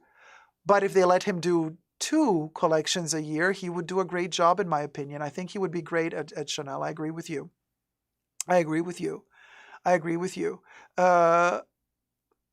You know. Yeah, right? Maybe Pharrell can weasel his way to Chanel next.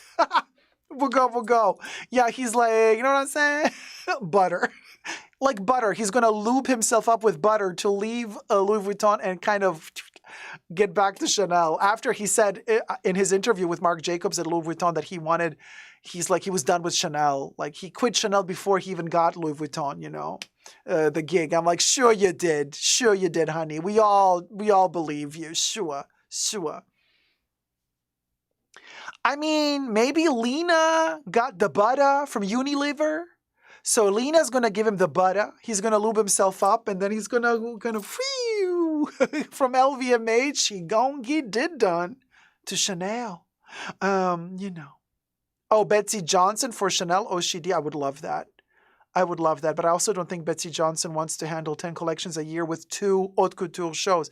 Don't forget, guys, haute couture collections are a whole other level than prêt-à-porter. And a lot of these designers have never done haute couture. So it's really difficult. Really, really difficult. La Croix would be amazing, but also a little bit long in the tooth at this point. Bibi says, we laugh, but they might do a sort of rotating chair where celebrities take turn making a collection with Chanel, a great way to capitalize on their celebrity. Again, you can't do haute couture with them. But Jean-Paul Gaultier has been doing this for years now. Every haute couture collection, he calls a new designer to design one season. But you can only do that if you have that one special collection. Chanel has 10. What are you going to do? Call 10 designers? I mean, that's insane. Nadine says, I bet Bernard knows watching closely to try and snatch up Chanel if they choose to sell. I think he's watching. Mahora says, Demna for Chanel. I'll do you one better. Oh, El Boogie. Thank you so much, sweetie. Boogie donated $50. I know it hurt your heart to deliver such sad news, but I truly appreciate you and I will continue to watch and support you. XOXO. Thank you so much, my love. It's so sweet and kind and generous of you. Bubbles, hit it for El Boogie.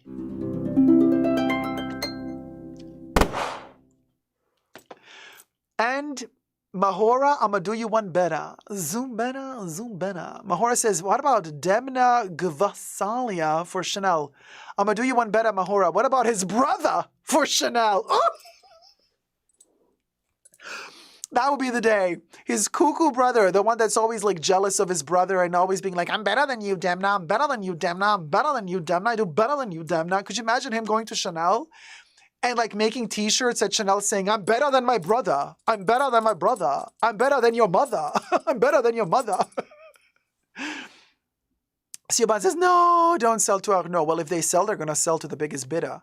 The biggest bidder. If Arnaud bids the most, he gets to buy it. But economy, trade laws, and blah, blah, blah might kick into place. He's not allowed to own all the big companies. Depends how he manages to veer that. But let's see. MMM says, Dacob, this next show that's coming up is going to be so cold and un-Chanel-like. It's going to backfire for them. We don't know, MMM, how the show is going to look like. But here's what I'm thinking. You know, I'm really glad that my friends that are clients, that are haute couture clients, I'm glad that they're going to go because they're going to try to get some intel for us. But at the same time, I would really... I think it would be really cool if nobody showed up to the show. Like, so out of solidarity for Virginie. Could you imagine how cool that would be? What a statement if no client came to the show. And Tamara will be there. Yeah, she'll be like, oh, there's nobody coming. I can come. You can call me. I can come. Patricia says, Dacob, can we get together for the show, please, instead of Wednesday? Well, I don't think so, Patricia, because I don't know if they're going to live stream it or not. We don't know. We don't know. They might, film it to be sure there's no hiccups. They might not want to stream it live. They might film it, edit it to be sure that there's nobody protesting, doing nothing. And then they might just release the video or stream the pre-recorded video as in a live stream. So let's see. I don't know. I don't know.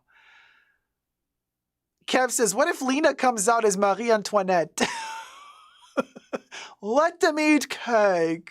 Let them eat cake, darling. Polly says, what if not even the models came up for the show? Yeah, no, the models, I don't think they would risk that. I don't know. Yeah, I don't know. Sweet Thing says, they can go and turn their backs if whomever comes out is unacceptable. Lyda says, Chanel only live streamed once for Fall-Winter 2020 show. A disaster. Was it a disaster? I mean, it's hard to live stream, you guys. It's hard to live stream. Huh, Chanel? Yeah? I should know. I live stream 3 times a week. So, Chanel, bless their hearts. It will be pre-recorded, I would guess, says Nina. Maybe the role of creative director and changing chairs is outdated. Very much so, Asia. Very, very much so. Finley says, cool, we could have t-shirts that say I wasn't at the Chanel show. Oh my God, the shade. The shade. Brenda is like, the 3 chicks, the only 3 chicks at the show, Tamara, Kristen, and Penelope. You know how funny? The Chateau de Dames collection, the Métier d'Art Chateau de Dames collection during the pandemic, there was nobody in the audience, right? They filmed it at the Chateau. The models were walking. There was only Kristen Stewart sitting all alone watching the models walk down the corridors because they couldn't have live audiences because of the pandemic. So it's so interesting that you're mentioning this because they already done that out of other needs, but it was so fascinating. Could you imagine Kristen having the honor of being the only person to assist in the audience of that show. Patricia says, that was so weird and chilling. Katie says, I forgot about that. Well, that's why you got me, Katie, because you know I'm a living vocabulary of Chanel. I never forget. Never. What was I saying? I did that on purpose. Just a little joke. But, so yeah, that was the time when she was there. No, Anna Wintour, Shop Queen. No. Kristen Stewart was the only one who watched Chateau des Dames. Now that Virginie's tenure at Chanel is over, I can say that was my favorite show of hers. In Virginie Viard's 5 years at Chanel, I have not seen the last Haute Couture show, which we're going to see next week. But of the prêt-à-porter / métier of her collections for Chanel, that was my favorite one. Hands down. Hands down. Chateau des Dames.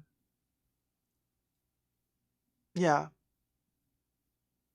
I wish I got more pieces from that collection. I did get a vest, a knit vest, which I adore.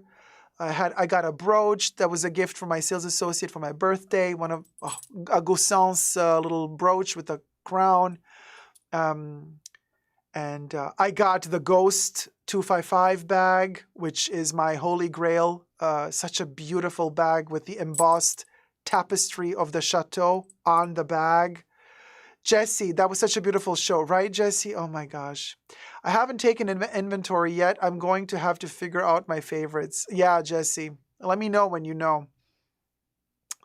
Leslie says, oh, what a nice surprise. Hello, Fashion Bunker. I love that picture of you wearing the camellia sunglasses. That was a good look. Thank you so much. My mom gifted me those glasses. So, hi, Mom. Yeah. My mom gifted me the white camellia sunglasses. Armin says her library collection was also great. The library collection was her first haute couture show, I believe. The setting was gorgeous. Dacob, do you know how many models walk for a show on average? I saw Louis Vuitton yesterday's show, and they were a lot. Well, Chanel usually goes 68 to 78 looks. And some models are walking double. So maybe, depend how much money you got, right? They have the money. But so between 60 and 78 models would be walking the show.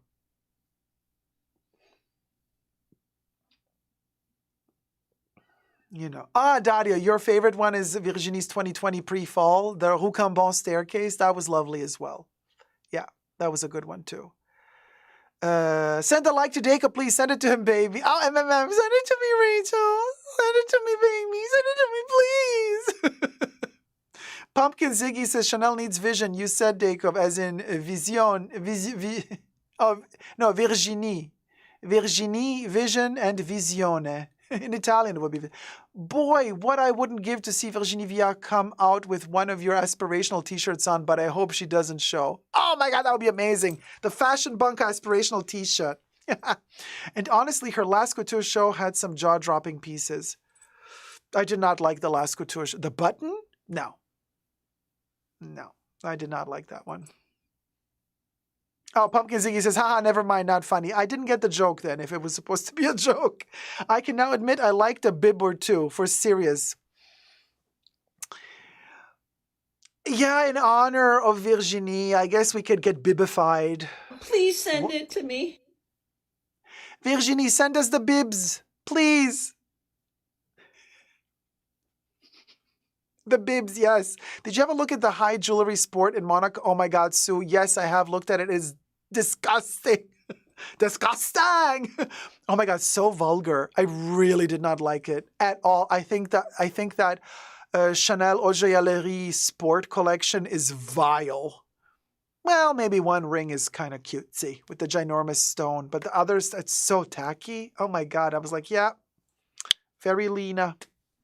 Sue says it was horrid. Oh, thank you. I was worried you're going to say, like, you liked it. Okay. Daria says, how much time until Lena outsources all embroidering activities to Inja, like Dior, Balmain, Valentino? How much time until? You're still thinking it's still gonna happen and hasn't happened already? Question mark. Outrageous! The Chanel 22 bag is so cute. It's a shame that it has such a poor quality, says Zeitgeist. I mean, I don't like that logo, though, to be honest with you. In front of it. Doesn't need it. But, yeah. Shop Queen says, I'm not great with Chanel, so sorry if this was older, but what show had the woman crash it and Gigi kicked her off the runway? So that was Spring-Summer 2021. Spring-Summer 2021. Rooftops of Paris. Spring-Summer 2021.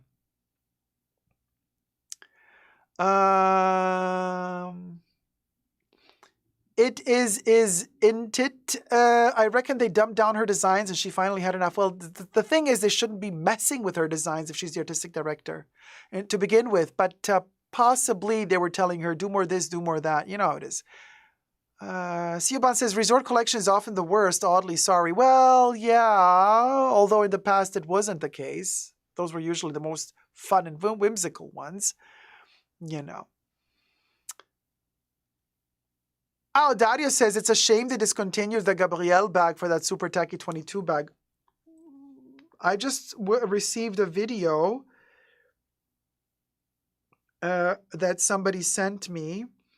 Yeah,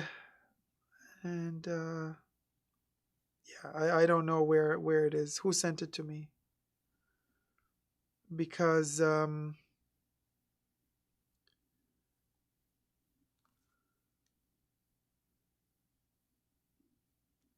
let me hold on. I don't know if you can see this or if we're going to hear another bling when I send it over to the Mac, but let me try to show it to you. There's a lot of green here. Doesn't matter. The chain. So somebody posted on Instagram, Chanel Gabrielle bag cost me a lot of money. Straps flaking because it's PU leather. Seriously? I'm going to try to show it to you. The background is kind of green, but the important thing is that you see the chain and you see the peeling and underneath it's textile.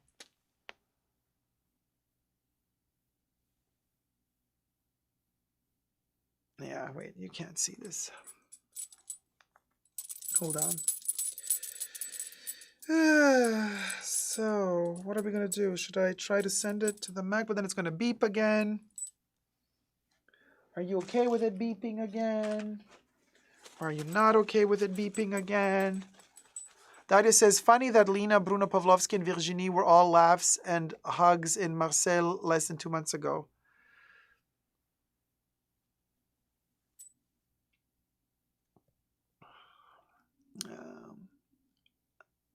You know, for the show, you have to act in a certain way.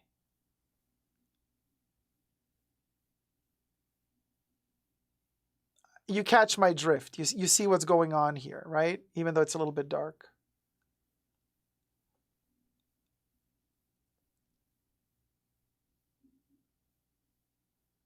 I mean, this is insane. If this is true, and I mean, because somebody actually asked this person, like, hey, there's light on both sides. There's no tilting it away from the light. There's a light here. There's a light here. There's a light. There's no tilting it away from the light. You know, there, tilt it away from the light. You can't see shite because the second I turn it, it becomes invisible. There, it's invisible. It's down.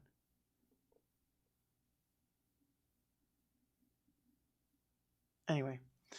That's terrible. I have expensive bags that don't do that. Send it to China for repair. Please send it, baby, says MMM. Looks like very thin leather with fabric underlay. It's a travesty, really. Because people have been asking under this video, like, hey, were you sold a fake bag or not? I mean, it's... But then I saw this one from Entertainment World 14. This one really made me laugh. Cockroaches in the Kardashians' house.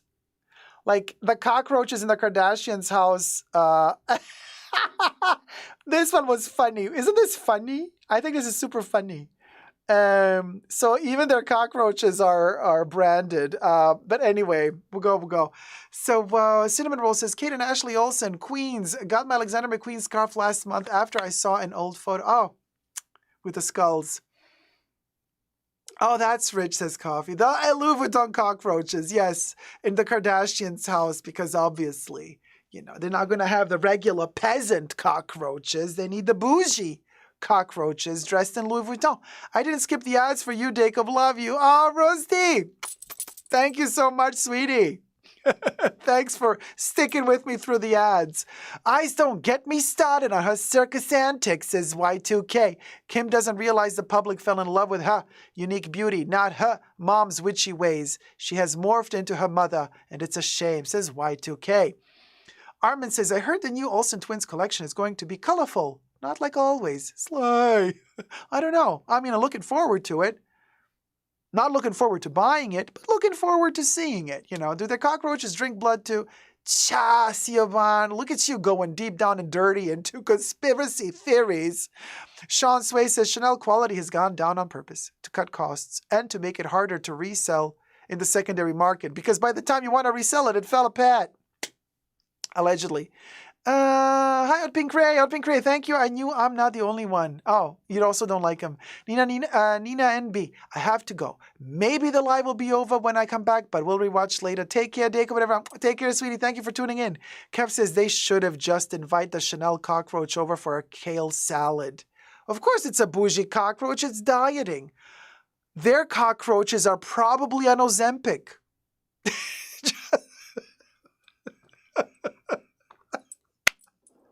Oh, ring.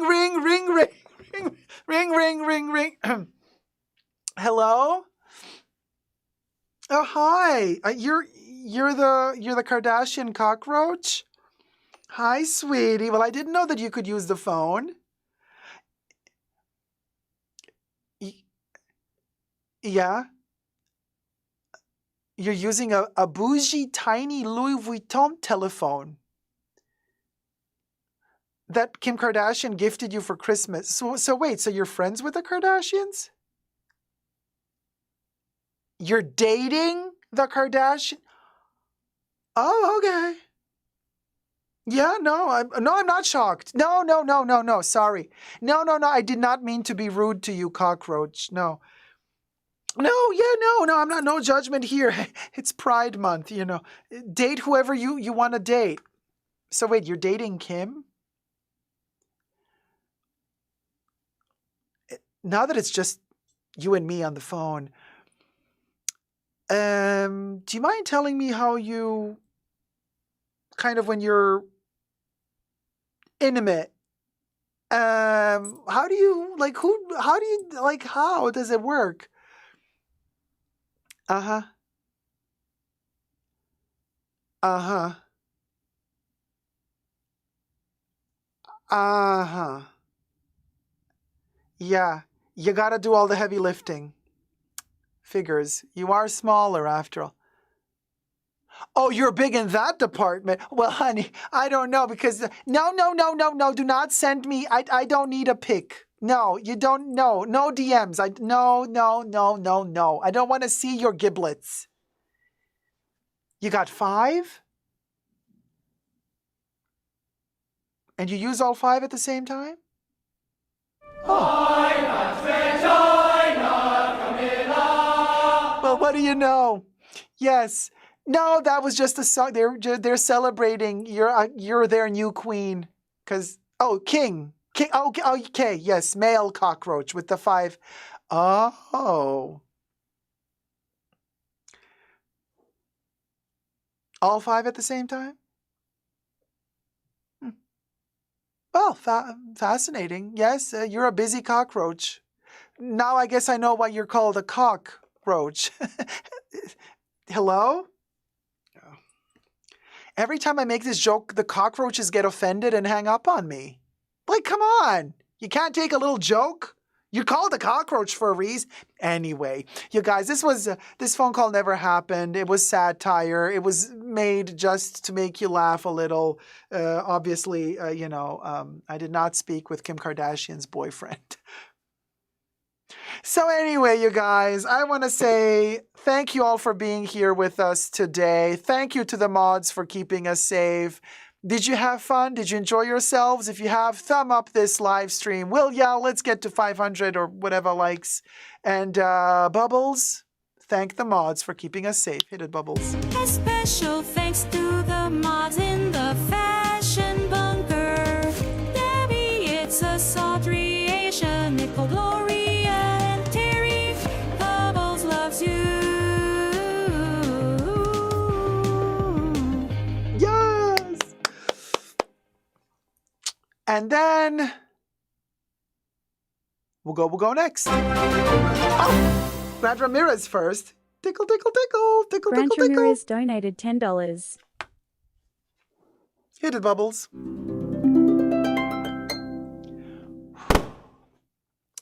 Now is your last chance, guys, to send a tip and donation to yours truly for working my buttocks off and all my 5 cockroach appendages to deliver the entertainment to my people on this, a midweek live stream.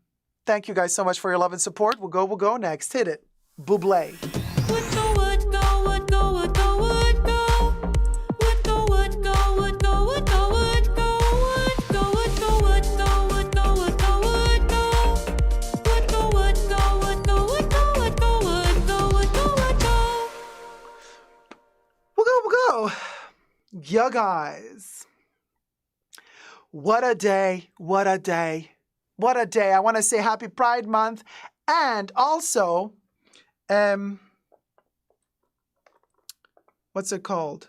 I forgot the right terminology. June. Forgot.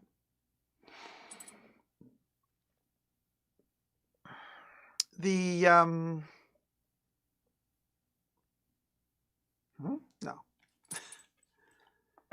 Juneteenth. Thank you.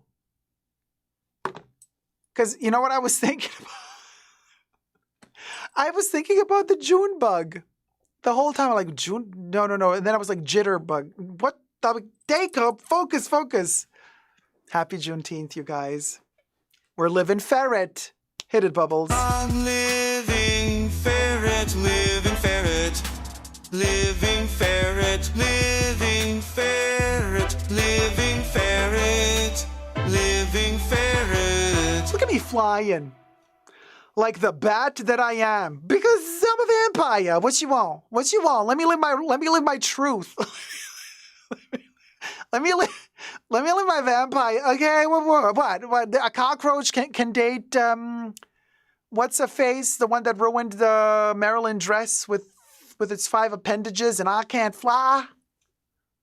Well, then I'm dying, ferret. Hit it, Buble. Dying ferret, dying ferret, dying ferret, dying ferret, dying ferret. This song always kind of makes me obsessed. I am obsessed. I am obsessed. I am obsessed. Oh. And it always ends right before. And I say, Bubbles, listen, Linda. Listen, Linda. Listen, Linda. Listen, Linda. And Baby Yoda. And Baby Yoda is back. We'll go. And Kev is not singing I am obsessed. Kev is singing I am obese. No, you're not, Kev. You're like 1/3 of me. You are the skinny legend, girl. But Baby Yoda being invisible because it's green screen, so we just call him lovingly Predator Baby Yoda, like the movie with Arnold Schwarzenegger. He is our little alien, camouflaged because he's a hunter. He's a predator, and he's gonna attack all of us. And he's back. Thank you so much, sweetie. Thank you so much, sweetie. I'm going to cover you up just for a second here because we got a Papa Terrie. Annie's bells. Hit it, Bubbles.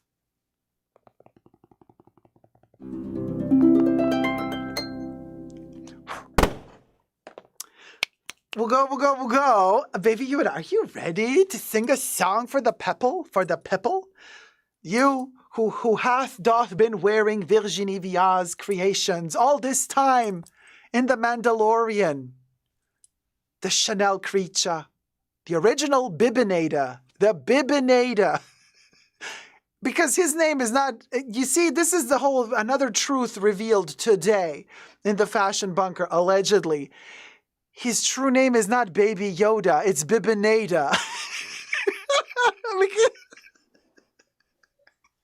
Not Baby Yoda, Bibinator.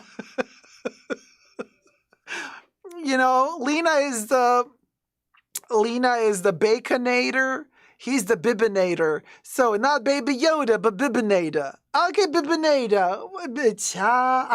No, you're not. Yes, hit it, Bibinator. Ciao, ciao, ciao, ciao. Ciao, ciao, ciao, ciao. Ciao, ciao, ciao. Ciao.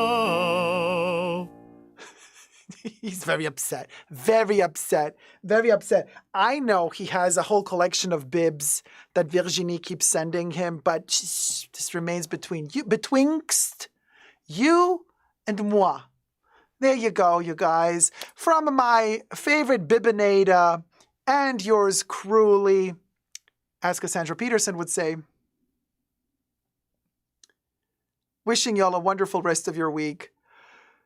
Have a great rest of your week. Have a great weekend coming up ahead. And forces up above and spirituality and universe willing, I shall see you all on a Saturday. And don't forget, Tier 2 members and Tier 2 patrons get access to the pre-show live stream, which is, you know, relatively long, like 2 to 3 hour long live stream in the green room as we get ready for the main show, which comes right after that, also on a Saturday. But what happens in the pre-show stays in the pre-show because, honey, if you think that the main live stream was shady,